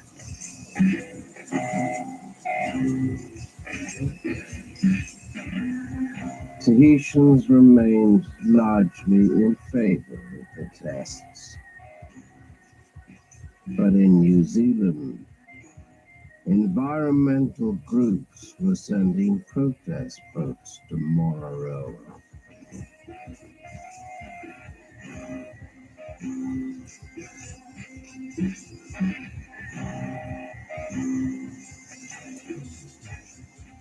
At first it was very scary and such that for the first 4 or 5 days, Mary and I weren't even allowed on deck. The water was washing over the boat. The guys were driving the boat. It was sort of like a submarine, really, going to Moroa, and it was pretty scary. But after a while, things settled down and I began to do watches and get into the routine of being on board. And of course, there are many magic moments when you're sailing in the ocean, and I guess that reinforced again why we were doing these sorts of trips.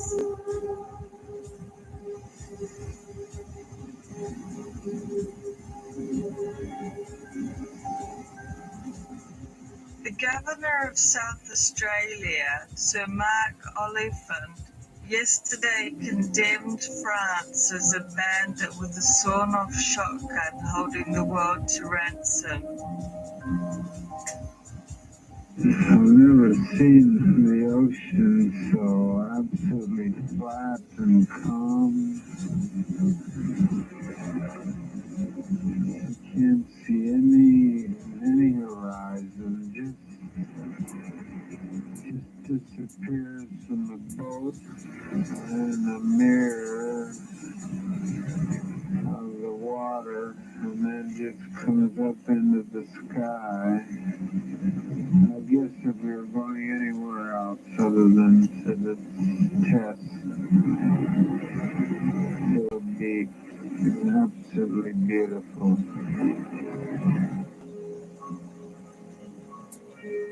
One day after 3 weeks at sea,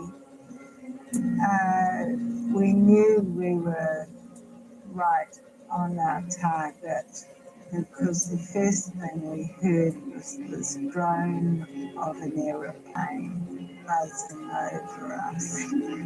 And in some ways it was reassuring, because we knew the French knew we were there. I certainly was quite afraid, of course, that they would conduct a nuclear test while we were right there. And of course, I didn't actually want to be irradiated. One thing that all that you're living in fear of right now, and that is that we look up in front of us and see the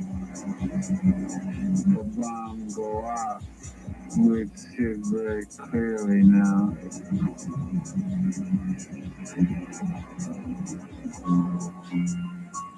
The tension had been rising within us all day, of course, and we had thought about what we would do when the moment came and the French came to board us. It was never any question in our mind that this would be what they would do.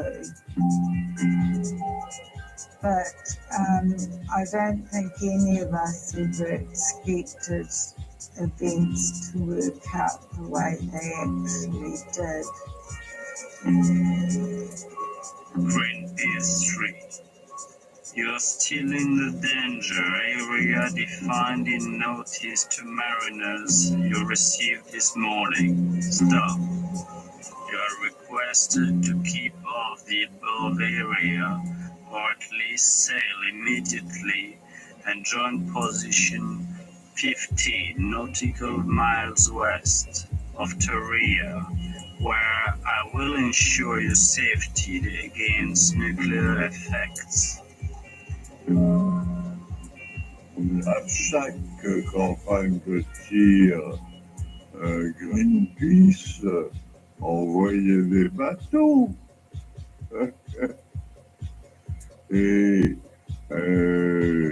moi, j'avais donné des ordres formels quand j'étais ministre et puis Premier ministre.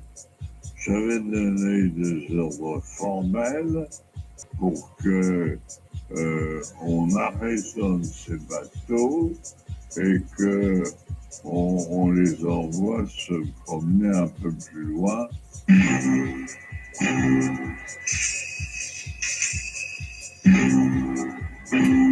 The boarding party, which was an inflatable with about 7 commandos in it, came very quickly across the waves, crashed into the boat on the starboard quarter. The men carried rubber koshas, knives, and there was a gun also.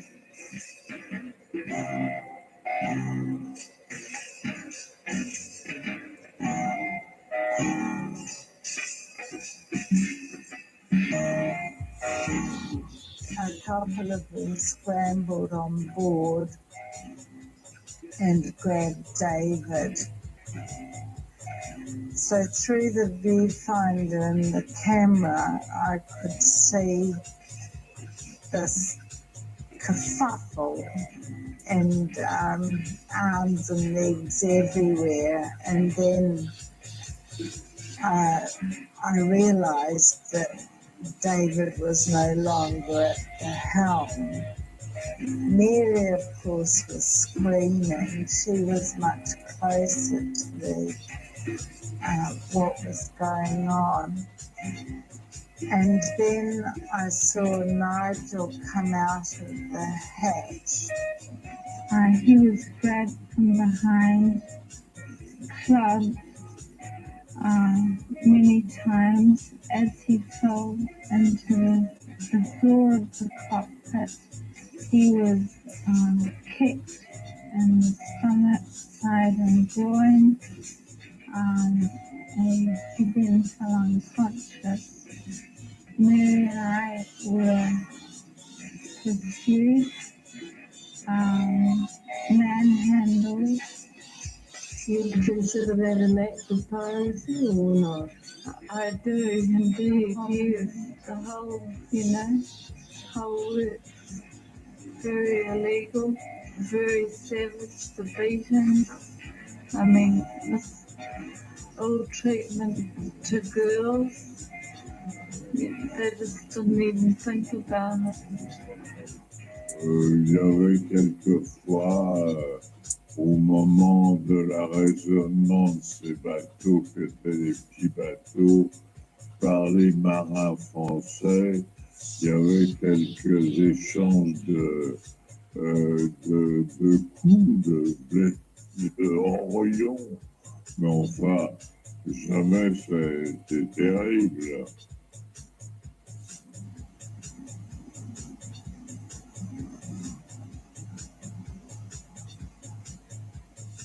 I don't think they were very used to being challenged in this way, the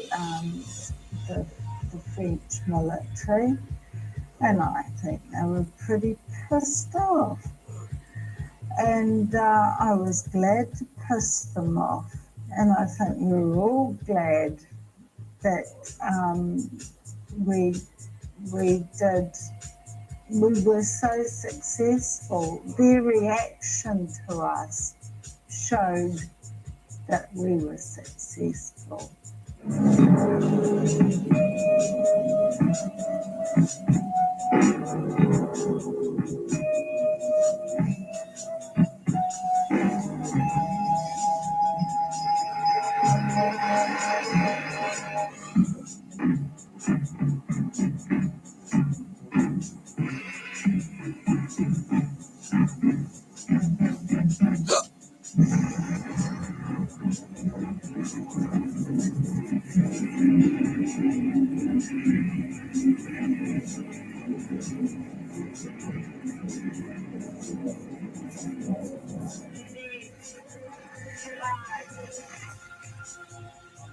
Nom de code Achille. Force 5 kilotonnes.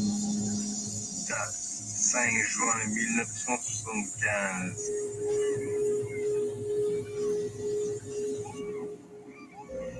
We had no sympathy with France's aspirations to become a nuclear power. I think our feeling was that, the world needed another nuclear power like a hole in the head. French nuclear bomb tests in the Pacific last June increased the radiation level in Adelaide's water supply by 1,600%, according to a radiologist from Adelaide's Children's Hospital. Any nuclear tests in the atmosphere increase the amount of radiation, result in more deformed and stillborn babies, more people with cancer. For what? For some sort of dream of national power? The genetic scientist Dr. Kenneth Dyer said yesterday, radioactive fallout from French nuclear tests in the Pacific will increase the frequency of deformities in Australian babies.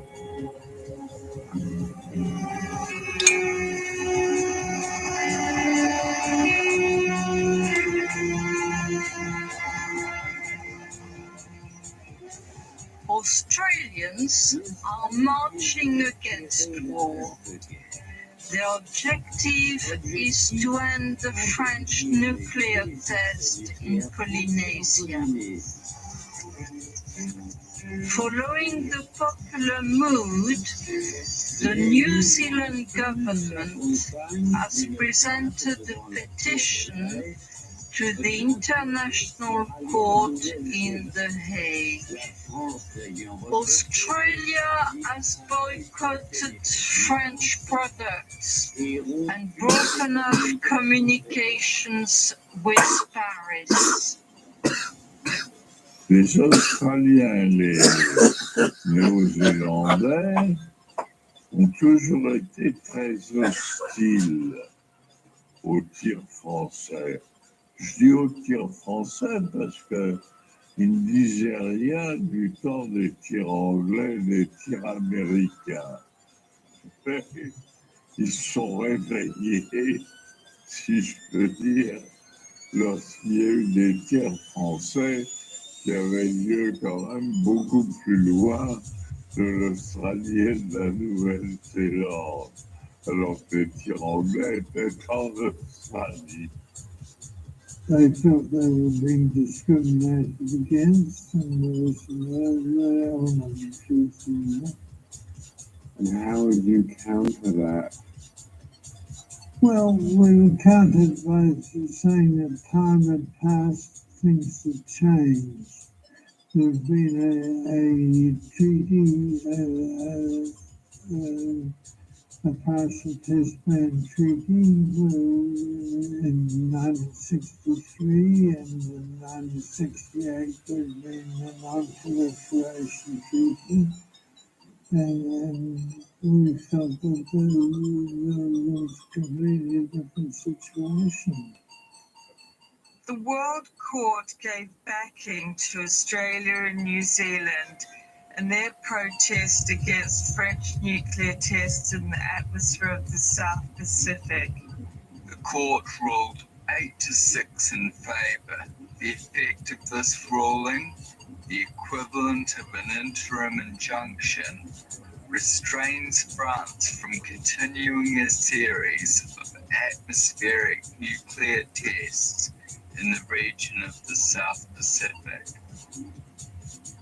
Nous avons même précisé que cette campagne d'expérience atmosphérique serait la dernière. Et donc, les membres du gouvernement étaient complètement informés de nos intentions à cet égard. Depuis qu'on était passé au tir sous ballon, on n'avait aucune contamination locale et ça faisait que des retombées très faibles. Parce qu'il y avait une pression effectivement internationale importante. Le président Giscard d'Estaing, sans demander l'avis de personne, a dit que ça sera la dernière campagne aérienne. Alors, ça fait ça nous a retardé de bonnes années. Underground tests have a reputation for being less harmful than aerial tests, and the experience of the 5th of June at Tangatalpa has eased concern. For the test, a shaft is drilled a kilometre down into the rock. A test canister is dropped containing the nuclear charge and detonator. Over 100 monitors are put in place to take recordings of the blast, and the shaft is plugged with concrete. When the device is detonated, it generates heat close to the temperature of the sun and turns the rock around it into vapor. Clearly, the radiation danger was reduced, so I was pleased about that. But I was worried that the pressure, the world pressure to end nuclear testing altogether would reduce by the French going underground. Oui, mais ça ne change rien. En possédant un tir aérien, ça va éparpiller dans tout le Pacifique la radioactivité parce que ça explose dans l'air. Alors ça fait, ils sont entraînés par les nuages et puis le vent, tout ça. Mais maintenant, faire souterrain, ça détruit notre propriété.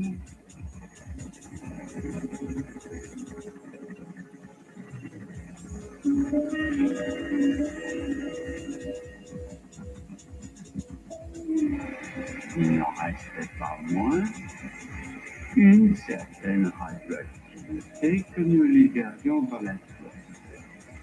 Désormais, on a résolu intégralement le problème. La radioactivité, maintenant, elle est à Tangatalpa, elle est à plus de 600 mètres sous terre et elle y restera pour l'éternité. 5, 4, 3, 2, 1, terminé.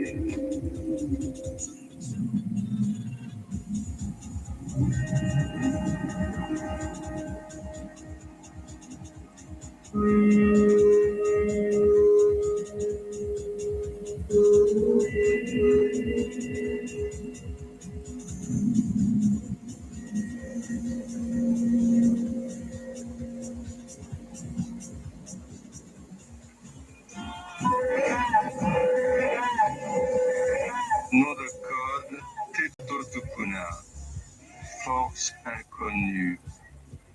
Date 12 et 13 août 1977.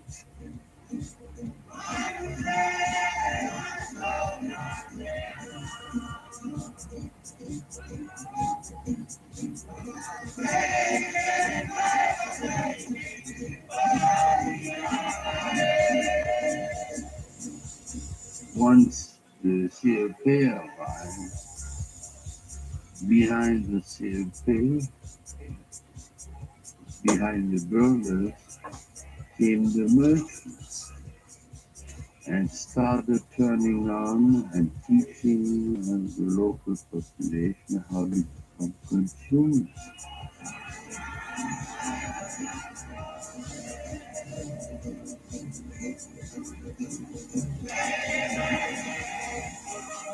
The one ahead of consumer was a success. The one who didn't have these consumer goods was a failure. He just marginalized all the local population.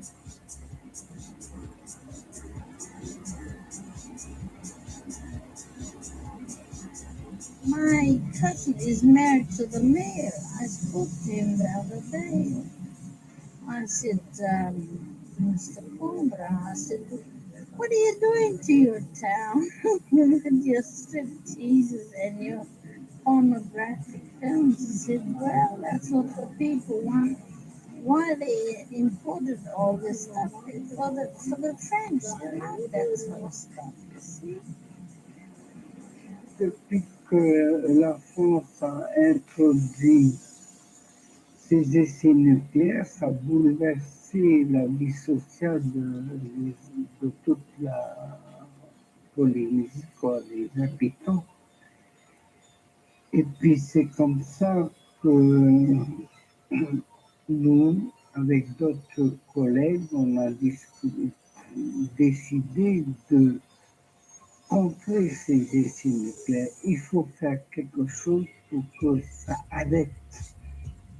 This is the Tahitian independence flag. You only see it in little out-of-the-way places like this because the French don't appreciate it and won't let anybody fly one downtown. Les débitants français, ils disent ça et la paix. Les débitants français, ils disent ça et la mer. Les débitants français disent là-bas, ça et nous. Ça bout la paix, à la fin le dos. Tac, en prison. Et même quand j'ai été à l'école, à l'époque, on m'a interdit de parler ma langue. On me donne des symboles pour parler le français à l'époque. Et en ce moment-là, j'ai travaillé dans ma tête si un jour un parti qui demande l'indépendance est là, je suis le premier. In fact, the French don't appreciate talk of autonomy at all. But that is a very practical idea. Tahiti needs France. It couldn't survive alone. And France needs Tahiti too. There are, of course, extensive sentimental ties, but apart from those, France uses this area to test large nuclear explosive devices. The Tahitians don't like this too much either. Et c'est comme ça que ça a été décidé de former un petit commando pour mener des actions concrètes, quoi, hein, parce que parler seulement, ça sert à rien. Le mouvement sera baptisé d'équipes sont allées voler des caisses de dynamite. Ça a été décidé de faire sauter tous les bateaux de guerre militaires, les avions militaires sur l'aéroport de France. Ils sont allés, ils ne peuvent pas aller, il y a des chiens gardiens. Alors, et l'idée est venue de poser 2 kilos de dynamite en dehors de la fosse. Ils ont posé à côté le mur et ils sont allés un peu plus loin, ils ont fait exploser. Dans la nuit de vendredi 12 au samedi 13 août 1977, des terroristes dynamitent la poste de Papeete. Terrorists dynamited the post office of Papeete. Several weeks later, an inquiry concluded that Charlie Ching was the brain behind this terrorist operation.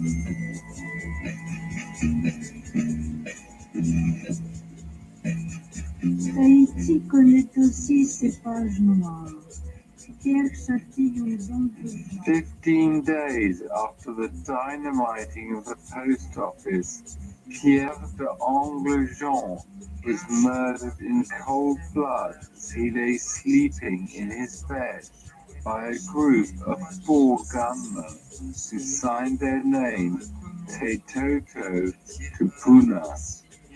Once again, we find the name of Charlie Ching. Charlie Ching. Tout s'est tourné quand on a appris que c'est un de nos collègues qui a fait le coup. Et tu lui poses la question, pourquoi tu as fait ça? Il dit, je veux l'indépendance de mes enfants. Je dis, mais oui, le monsieur, il n'a rien à voir dans cette histoire-là. Mais c'est un Frani, c'est un Français. Pour lui, c'est un Français, il faut l'abattre. Moi, j'ai été accusé, soi-disant, être l'instigateur. C'est moi qui a ordonné de faire le coup. Parce que je suis un des leaders d'un parti qui est très très dangereux pour eux. Alors voilà, il faut m'éliminer.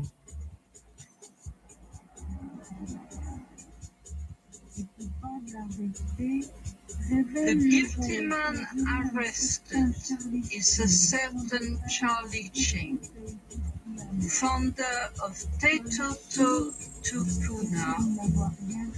Charlie Ching, who says he's done nothing wrong, wears an innocent smile.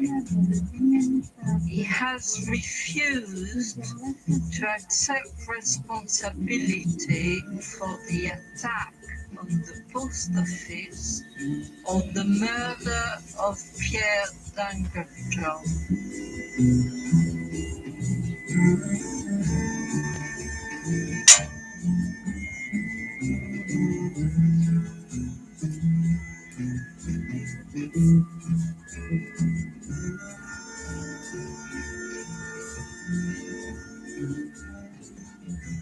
In Altania prison, Charlie Ching's commando took a final stand. Arrivé à Altania, on m'a refusé de rentrer dans la cellule. On m'a dit, si vous ne remettez pas les lits, on ne va pas rentrer dans la cellule. Alors ça fait que ils ont appelé les gendarmes et les gendarmes sont venus. Alors il y a les gars de l'autre bâtiment qui ont vu ça, ils ont piqué de nous. Les meufs viennent de là-bas. Alors ça a été un grand dégât. Hein. Il y a eu beaucoup de dégâts à la prison. The prisoners have organized a mutiny. Et vers 5 heures du matin, les CRS sont venus là-bas, ils ont tiré des grenades lacrymogènes dans la prison pour chasser tout le monde dehors, quoi.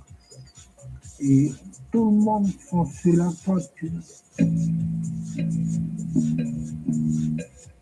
16h30 à la prison de Tahiti.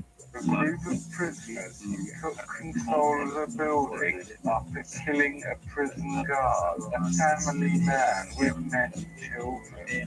6 other guards were taken hostage. 6 autres surveillants ont été pris en otage. J'ai mis un drapeau haïtien pour dire à la France que nous sommes là, pour dire d'arrêter votre bombe et de remettre l'indépendance dans la main du peuple. Et on a fait un petit contrôle en Haïti. La loi française, c'est de la merde. Est-ce qu'il y a des négociations qui sont engagées? Il est difficile d'avoir des négociations du fait que nous n'avons personne en face de nous, sinon un groupe d'excités. On les a entendus parler, ils faisaient des références politiques à l'indépendance. Uniquement. Alors, dans ce domaine-là, je suis complètement démuni. Si c'était une requête sur l'alimentation, sur le régime intérieur, je pourrais intervenir, mais sur des questions d'indépendance, comme vous l'entendez, je ne peux rien, absolument rien. Merci, Nelson. On entend 4 rafales. Ta, ta, ta, ta.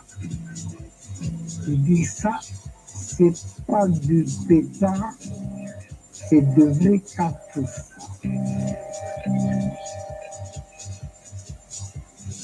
Et là, ils ont tiré.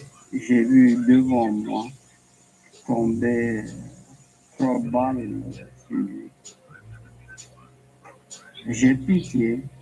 Et les prisonniers, ils ont tous mis à terre. Et là, j'ai descendu.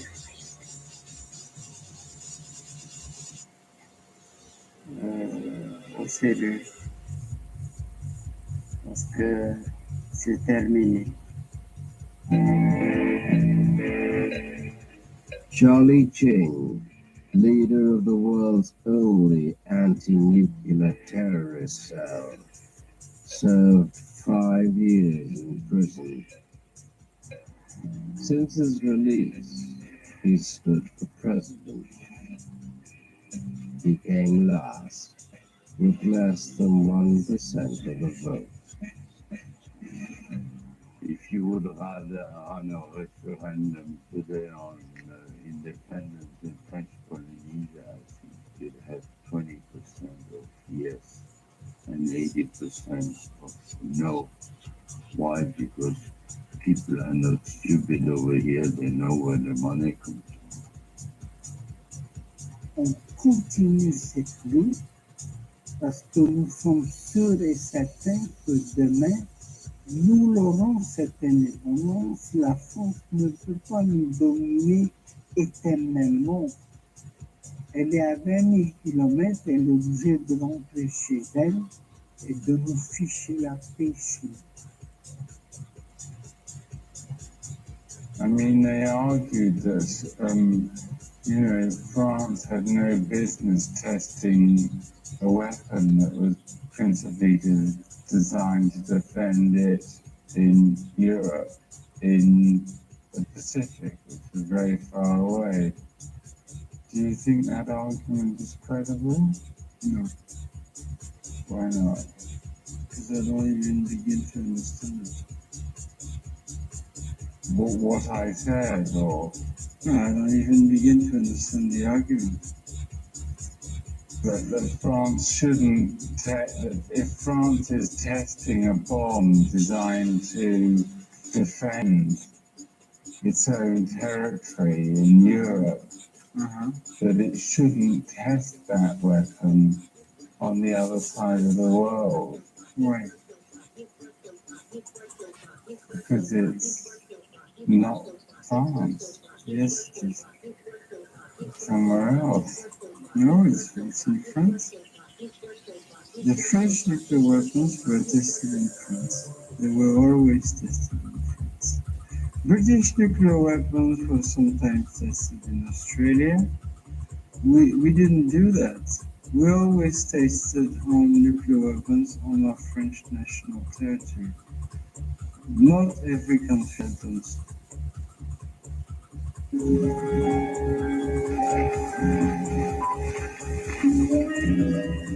Nom de code Atkinson, force 0.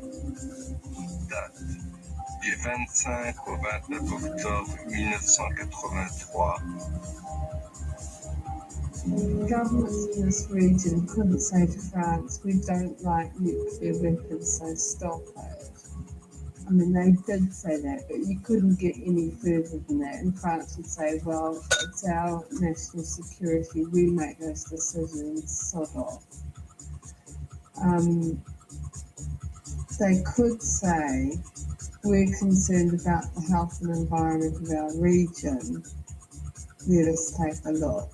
Ce qui est terrible, c'est que il y a des pseudo-scientifiques qui vous racontent n'importe quoi ou qui prennent un chiffre d'un bras et qui en tirent des conclusions complètement érodées. There's a lot of cancer, there's a lot of health problems in French Polynesia and across the Pacific from that. It's like a huge nuclear waste dump in the middle of the ocean. An atoll, which is really the top of a volcano. And they drill holes in it and blow up nuclear bombs in it. And it doesn't sound to me like a very good place to do that. They're just turning that island, that atoll, into a Swiss cheese and throwing it to smithereens. Nous ne pardonnons rien, nous n'acceptons rien et je n'accepte rien qui n'ait été strictement, totalement vérifié. C'est quand même pas possible de laisser dire ces âneries indéfiniment. Il faut prendre des scientifiques compétents pour qu'ils viennent voir.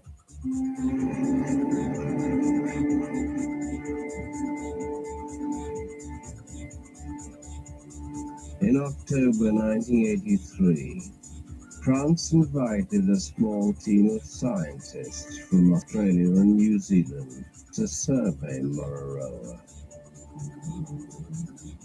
I was really excited about the possibility of going to Mururoa.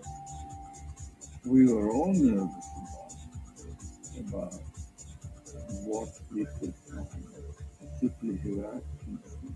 He was, as the leader of the group, had a substantial responsibility. He felt it. We were a mixed group, but mixed in that there were three biologists, three biological related people, and two geological related people.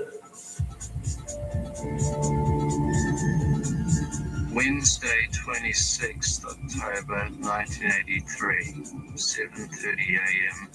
Low-level flight around Atoll with commentary on developments, structures and activities.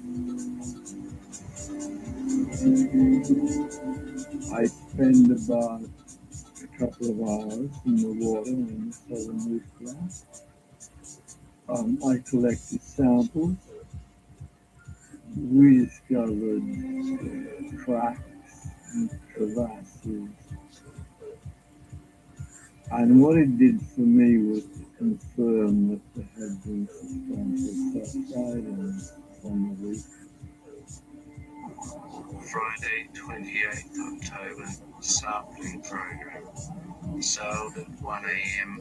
for early morning plankton collection, outside reef and ocean fishing. Vegetation and soil samples obtained from 7-kilometer living zone. In each test site is a vaporized sphere where the rock has just totally disappeared. If any of the cracks that we see in the limestone, if any of them get into the volcanics, then it increases the potential of leakage of encapsulated high-level nuclear waste from within those spheres and into the limestone. And as far as I'm concerned, if any leakage occurred and got into the limestone, it was effectively in the ocean.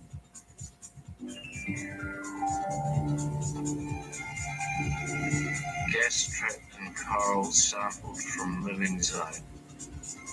Preparation and packing of samples, division between mission and French laboratories.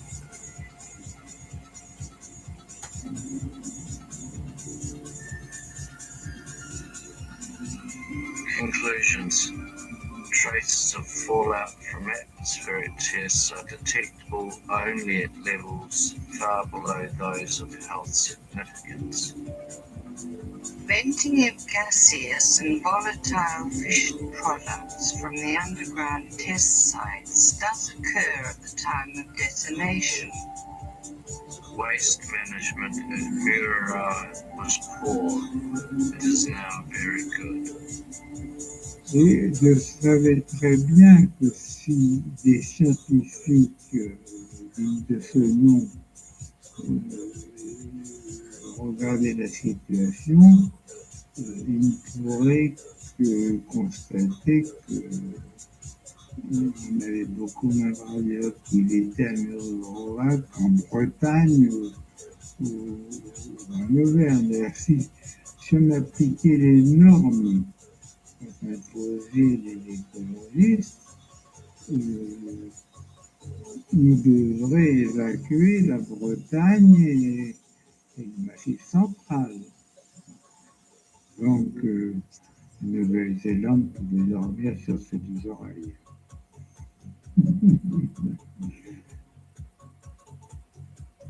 The spin doctors that took the report may have taken that tack of putting a glow on the report because the biological research done by the New Zealanders quite clearly indicated what it said.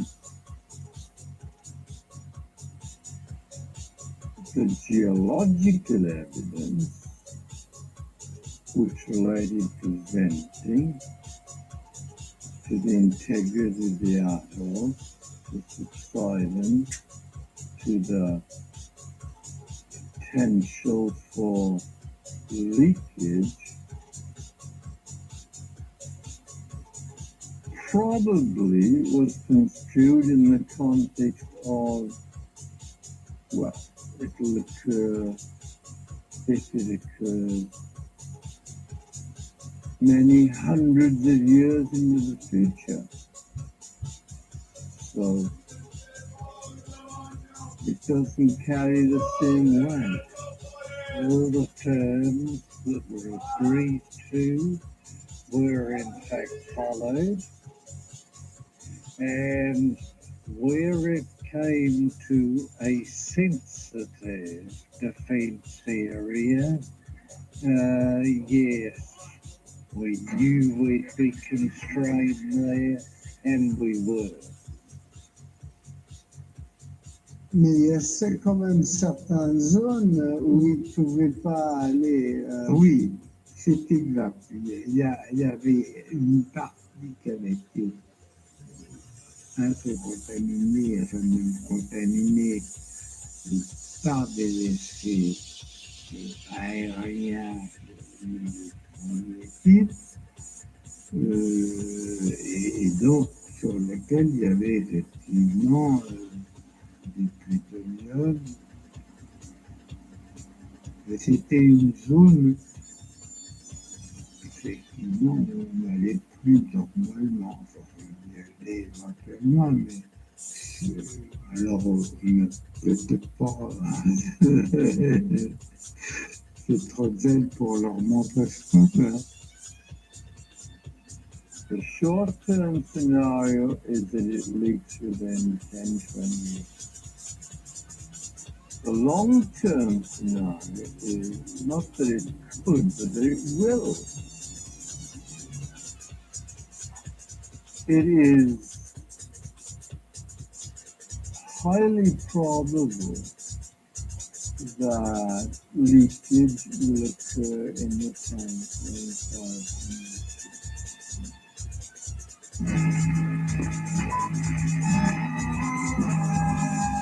Nom de code Rainbow Warrior, force inconnue, date 10 juin 1985. Former 400-ton fishing trawler Rainbow Warrior looked a tragic sight today as it lay tilted against Marsden Wharf after being rocked by 2 separate explosions. Now the Rainbow Warrior, one crew member dead, lies awash in several fathoms of water. Personne, no one has so far claimed responsibility for the attack on Greenpeace. Le ministre de la Défense, au mois de mars de 1985, m'a convoqué pour me demander de faire quelque chose pour empêcher que Greenpeace ne fasse la campagne projetée contre les essais du mois de juillet en Polynésie.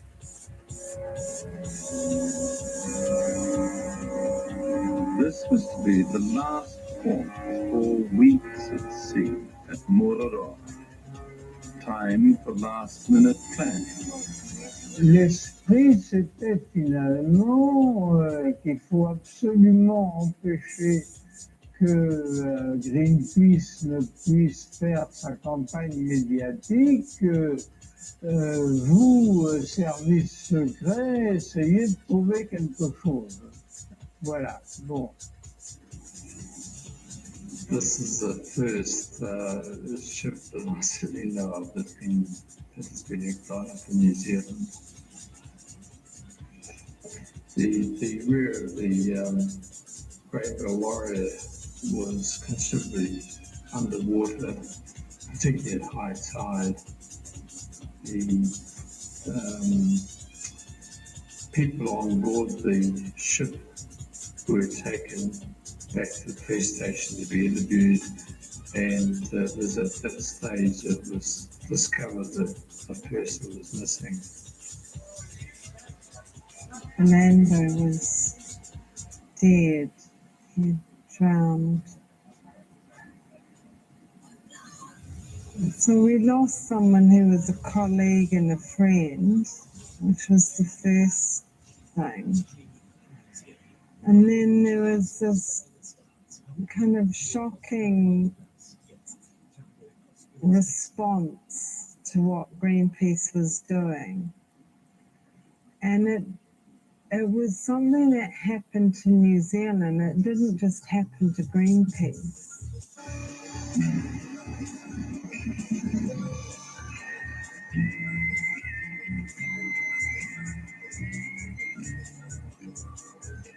The following day, it had been discovered that watchmen had been keeping an eye on boats in Oahu Bay, and on the night of the bombing, they had seen a suspicious activity involving a camper van, Newman's camper van, LV 8945. This had picked up a diver off Zodiac boat in Oahu Bay and driven off.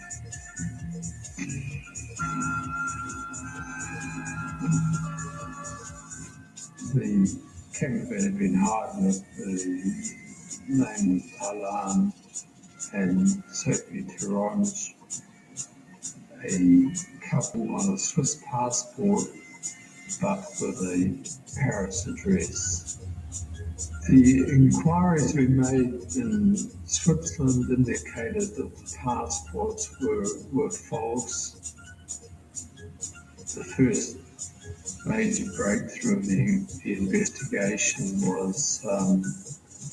came on the Friday morning when Newman's at Auckland Airport reported the camper van being returned.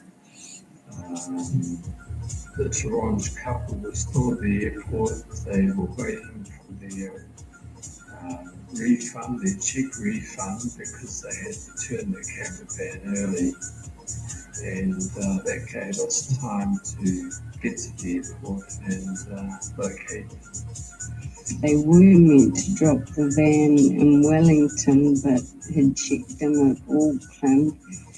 So they were due a refund because it was earlier than the date that they were supposed to drop off. We just pretended we had no cash and the check had to be made out to two signatories for the check. So they sort of stalled them like that. But I believe that Mrs. Tironge was getting quite nervous by the end of it all. He was quite chatty, he was really nice, and she just looked sick. She was sort of almost cowering in the chair. And I sort of said, "Did you have a nice holiday?" And he said, "Yes." And she said, "No." And I thought, "Oh, well, better not to ask." In New Zealand, 2 people have been charged. The New Zealand authorities have been very quick in the inquiries into the attack against Greenpeace. During the course of the investigation, we discovered that the Tironge couple obviously weren't Tironges. They were Alam Rafar, Major Alam Rafar from the French Army, and Captain Dominique Couillard. C'est effectivement quelque chose d'assez catastrophique pour le service. Vous imaginez que, alors que tout doit être clandestin, eh bien voilà 2 personnes arrêtées. Donc c'est effectivement le début et dès ce jour-là, dès cette minute-là, j'ai compris que nous rentrions dans une période extrêmement difficile. Really, by the Saturday, we had tied up the 2 Tironges with 4 other people at least involved in this investigation. What we have is the situation where a friendly country, New Zealand, was host unwittingly to 5 agents of French security intelligence, most people would call them spies. How was it possible for 5 French spies to be abroad in the land without our security service knowing about it? Well, you give the third degree to anyone that has a whiff of garlic on the Something more subtle than that. The help from the public was absolutely outstanding, and this is one area which I think was underestimated by the French agents. They had behaved in ways which drew attention to themselves. People remembered them. You know, they clubbing at the only nightclub and you know, drink beer on the in-club and talk to local missus. And they were kind of clumsy. I mean, everything that they did, it seemed there was somebody watching them at the time. People writing down number plates and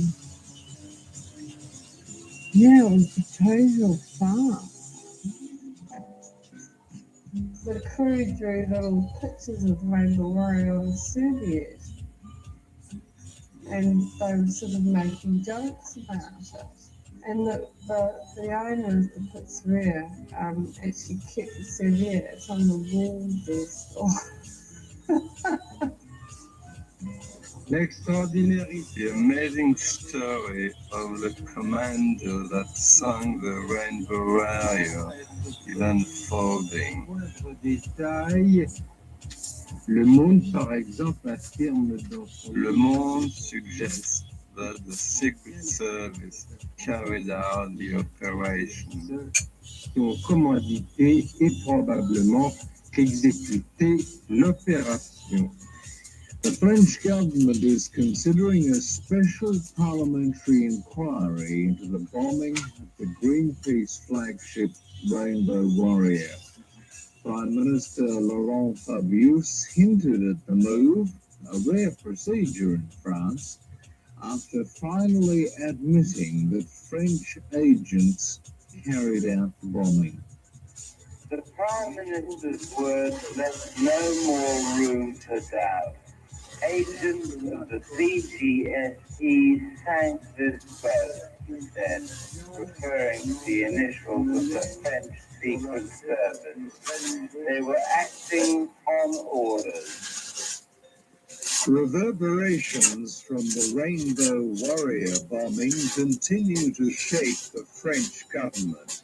The defense minister has resigned, and the head of the French Secret Service has been sacked in the continuing political scandal over the blowing up of the Rainbow Warrior.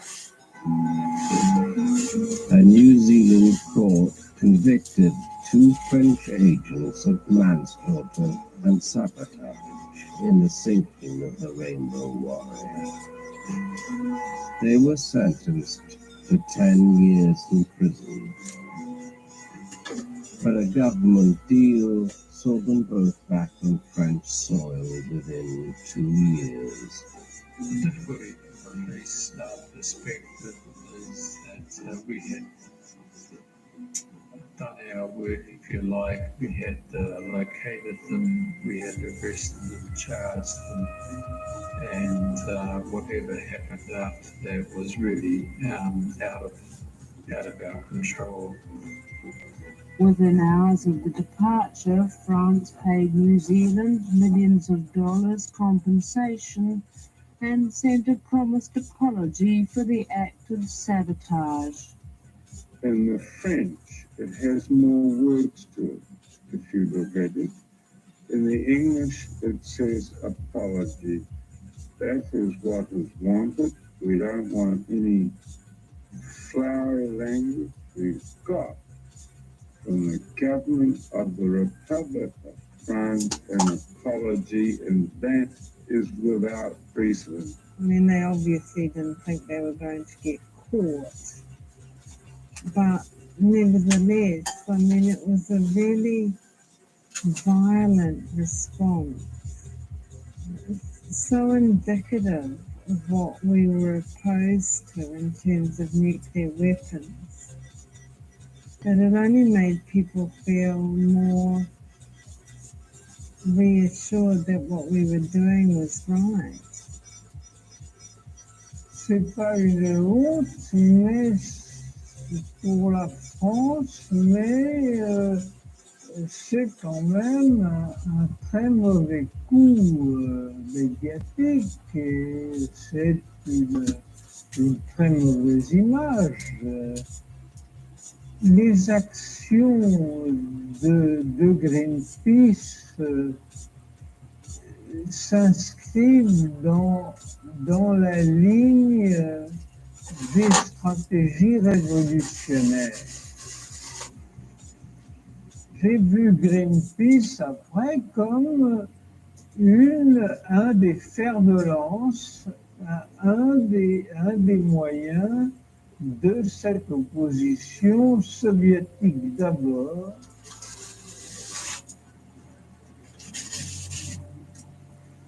Well, whatever else might be said about the Rainbow Warrior episode, it's been a diplomatic disaster for the French, who are not the most popular of people in the Pacific. Nom de code Tétis. Force 20 kilotonnes. Date 5 septembre 1995. That new French perfume, Eau de Bombe. Oh, yeah, by Jacques Chirac. Yeah, it comes in a mushroom-shaped bottle. Yeah, and then you take the lid off. Where can I get this new? Oh, yeah. Oh, first one only. They don't usually sell. But you don't like that. They don't put it on there. No, that's from Polynesian.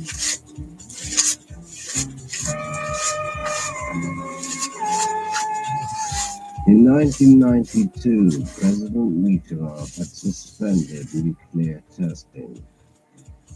In 1995, the newly elected President Chirac announced their resumption.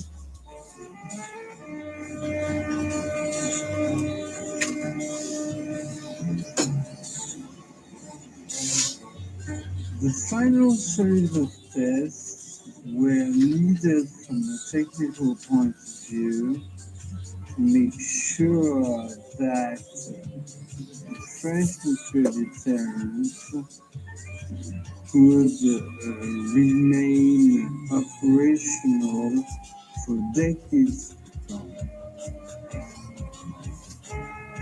And the warheads that France had would age, and the efficiency from a technical point of view of French deterrence would have been in jeopardy.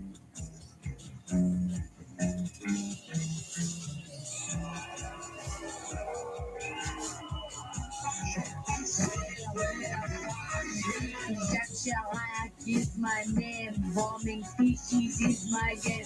I'm slowly arrogant, just cause I have an accent. We don't want to hear, stick our bombs up your ear. Chirac believed it would be a hugely popular decision and stamped some neo-Gaullist credentials on his new presidency. But it's backfired so badly that now even 2 out of 3 French people, according to the latest polls, oppose the testing. And now some of us were saying, wait a minute, is it a good idea to announce a resumption of nuclear testing a few weeks before the 50th anniversary of Hiroshima? But apparently this kind of arguments were not heard at the top of the state. We have to test. That's what we do. I would understand. I would understand if our tests were bad for the region. But this is not the case. We decided that we would take the Rainbow Warrior back to Tahiti and that we needed to give them a sort of political jab. First in a whole new wave of protest boats has set sail from New Zealand for Mururoa Atoll in the South Pacific, where the French are planning to resume their nuclear testing program next month. Although the French promised these tests were to be their last, more boats than ever before sailed to Mururoa to protest. I'm not normally a protest type person. I'm a business person, and that's what people are saying. Why? And I said, well, I've got 3 children, 5 grandchildren, and we're looking at the future of our families. And obviously, Mr. Shrek couldn't give a damn about that. It was a magic moment, because we had no idea when these boats were going to arrive, how many. There was people from, it's overused from all walks of life, lawyers, doctors, people who had their own boat, yachties, whatever. The French were constantly flying over us and just checking us out. You had a French Learjet, you had the Navy, the French Navy coming in patrol boats and their frigates occasionally. We were very lucky because I had a camera with me and I was involved and invited to join people at all stages.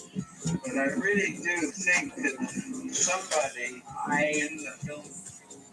All the skippers or the delegation of the crew would come together and we make a plan. So we would do something every day, we did things like silly things. Really, one of the guys there was an ex-fireman said, well, I remember reading somewhere that if we fill condoms with aluminium, the radars will pick it up. As the wind blew them close into Island Sea, there was 9 patrol boats and 2 frigates, and all of these boats came rushing out, and you could see them. It was very funny. And it was really just a bit of a cat and mouse game. Going into the lagoon, and the idea was because we knew they were going to shoot at 6 o'clock, so they never told us it was dead. So we went in like 3 or 4 days in a row, and just by being in the lagoon at 6 o'clock in the morning, when they were just about and then make yourself visible, you would actually stop that test from taking place. So you think you actually stopped the test from taking place? It's hard to say. We can never prove it. You can never prove that, really. Vous vous attendez à quoi? Rien de particulier, le Greenpeace va se présenter à proximité des eaux territoriales, nous serons là pour l'attendre. Vous n'avez pas peur d'un incident qui pourrait se produire? Bon, le Greenpeace est généralement pacifique, nous le serons aussi.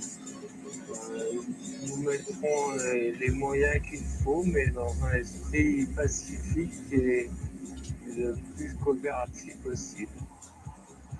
I'm looking at the port. There's 2 frigates and 4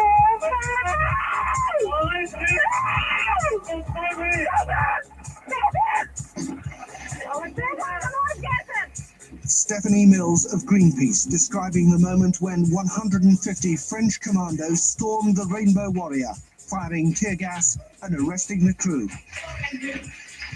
I thought they were my last breaths. And I thought, this guy can't hang up on me. You know, I was screaming at the guy who was banging on the door with the axe. Because I thought the next thing he was going to do was come charging through with the axe, you know. There's been worldwide condemnation of the raid as over the top.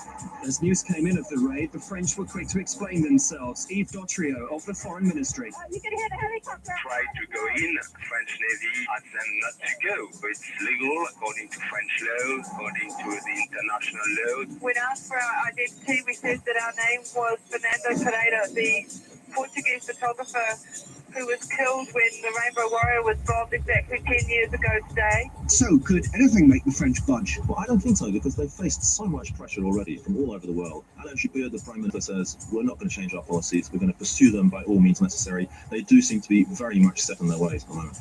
One FM. I really don't think they'd thought through the political impact of doing it, both in the region and globally. And I think also they responded as if we were terrorists. 9, 8, 7, 6, 5, 4, 3, 2, 1, 0, This morning at 7:30 Australian Eastern Time, the French exploded a nuclear bomb under Murat atoll. They insisted the device, about the size of a bomb that devastated Hiroshima, had released no radiation into the air or the sea. But the political fallout was immediate. You, President, personally took the totally incomprehensible decision to resume testing of nuclear weapons in the Pacific. The country is now rioting, it's got out of control, the police are nowhere to be seen. All around me, windows are being smashed and buildings are burning. Alors, nous avons organisé une marche anti-nucléaire. On est allé à l'aéroport de Praha. And the first violence of the day, fighting between riot police and protesters, with Tahitians carrying sticks, chains and stones. À ce moment-là, on m'a appelé, viens, on est à l'aéroport, il y a bagarre. Et je vais pour curiosité. Hein? Et là, je vois qu'il y a des CRS qui attaquaient les... Soi-disant quoi, c'est mon peuple, quoi. Hein? Il y avait une station de service que nous, on a pris de la piste, c'est-à-dire c'est pas volé. On est allé acheter de l'argent pour faire des cocktails Molotov. Et malgré tout, ça fait mes appliques. Les catégories, ça fait mes appliques. Nearly every car in the car park at the airport is now on fire. Most of the terminal buildings are also burning, and there are extreme concerns that this could now spread into the capital, Tahiti.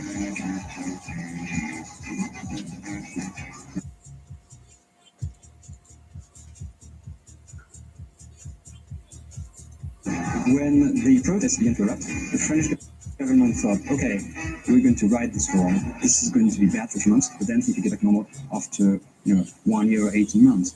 And I think their bet was actually succeeded, because from a political point of view, from a PR point of view, the damage was significant, but very limited in time.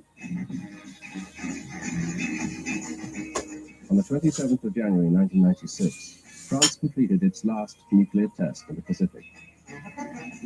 Later that year, France signed the Comprehensive Test Ban Treaty.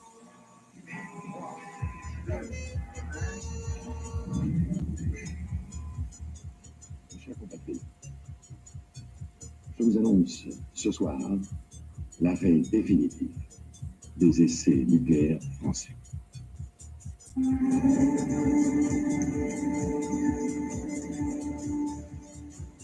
The atolls of Mororoa and Whakatava remain militarized zones. They are off limits to all except authorized personnel. Potentially, it is a time bomb. It's a high-level nuclear waste dump in the middle of the ocean, and it would fail any test for the definition of a high-level nuclear waste dump. On est passé d'un système de vie en 30 ans qui a complètement changé la société. Aujourd'hui, nous vivons une bombe sociale. La société complètement déstabilisée. Today, French Polynesia depends on subsidies from France. They receive over €1 billion a year. There are two kinds of benefits. There are the political benefits of the bomb and there are the security benefits of the bomb. I think, broadly speaking, in international relations, you don't talk the same way to a nuclear power and to a non-nuclear power. In that respect, I think, yes, the bomb was good for France. They thought it made them more powerful. I'm sure they did. I don't think it made any difference, okay? Did they give them more influence in the world? I don't think so. Today, France has 350 nuclear warheads. Russia has 19,500, America 11,000, China 2,350, and the UK 200.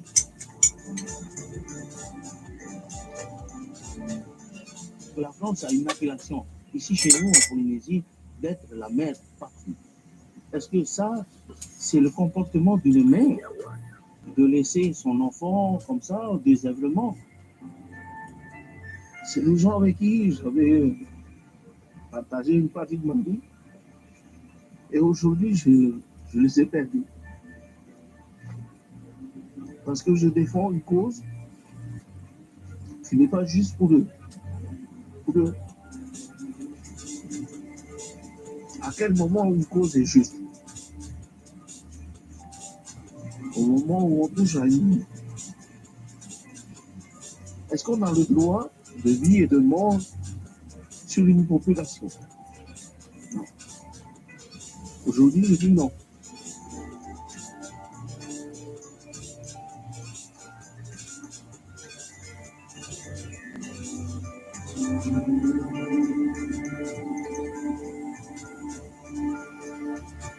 Are we too selfish and short-sighted to save our planet?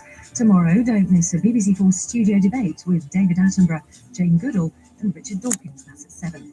And stay with us now for a look at what global warming is doing to coral reefs. That's next.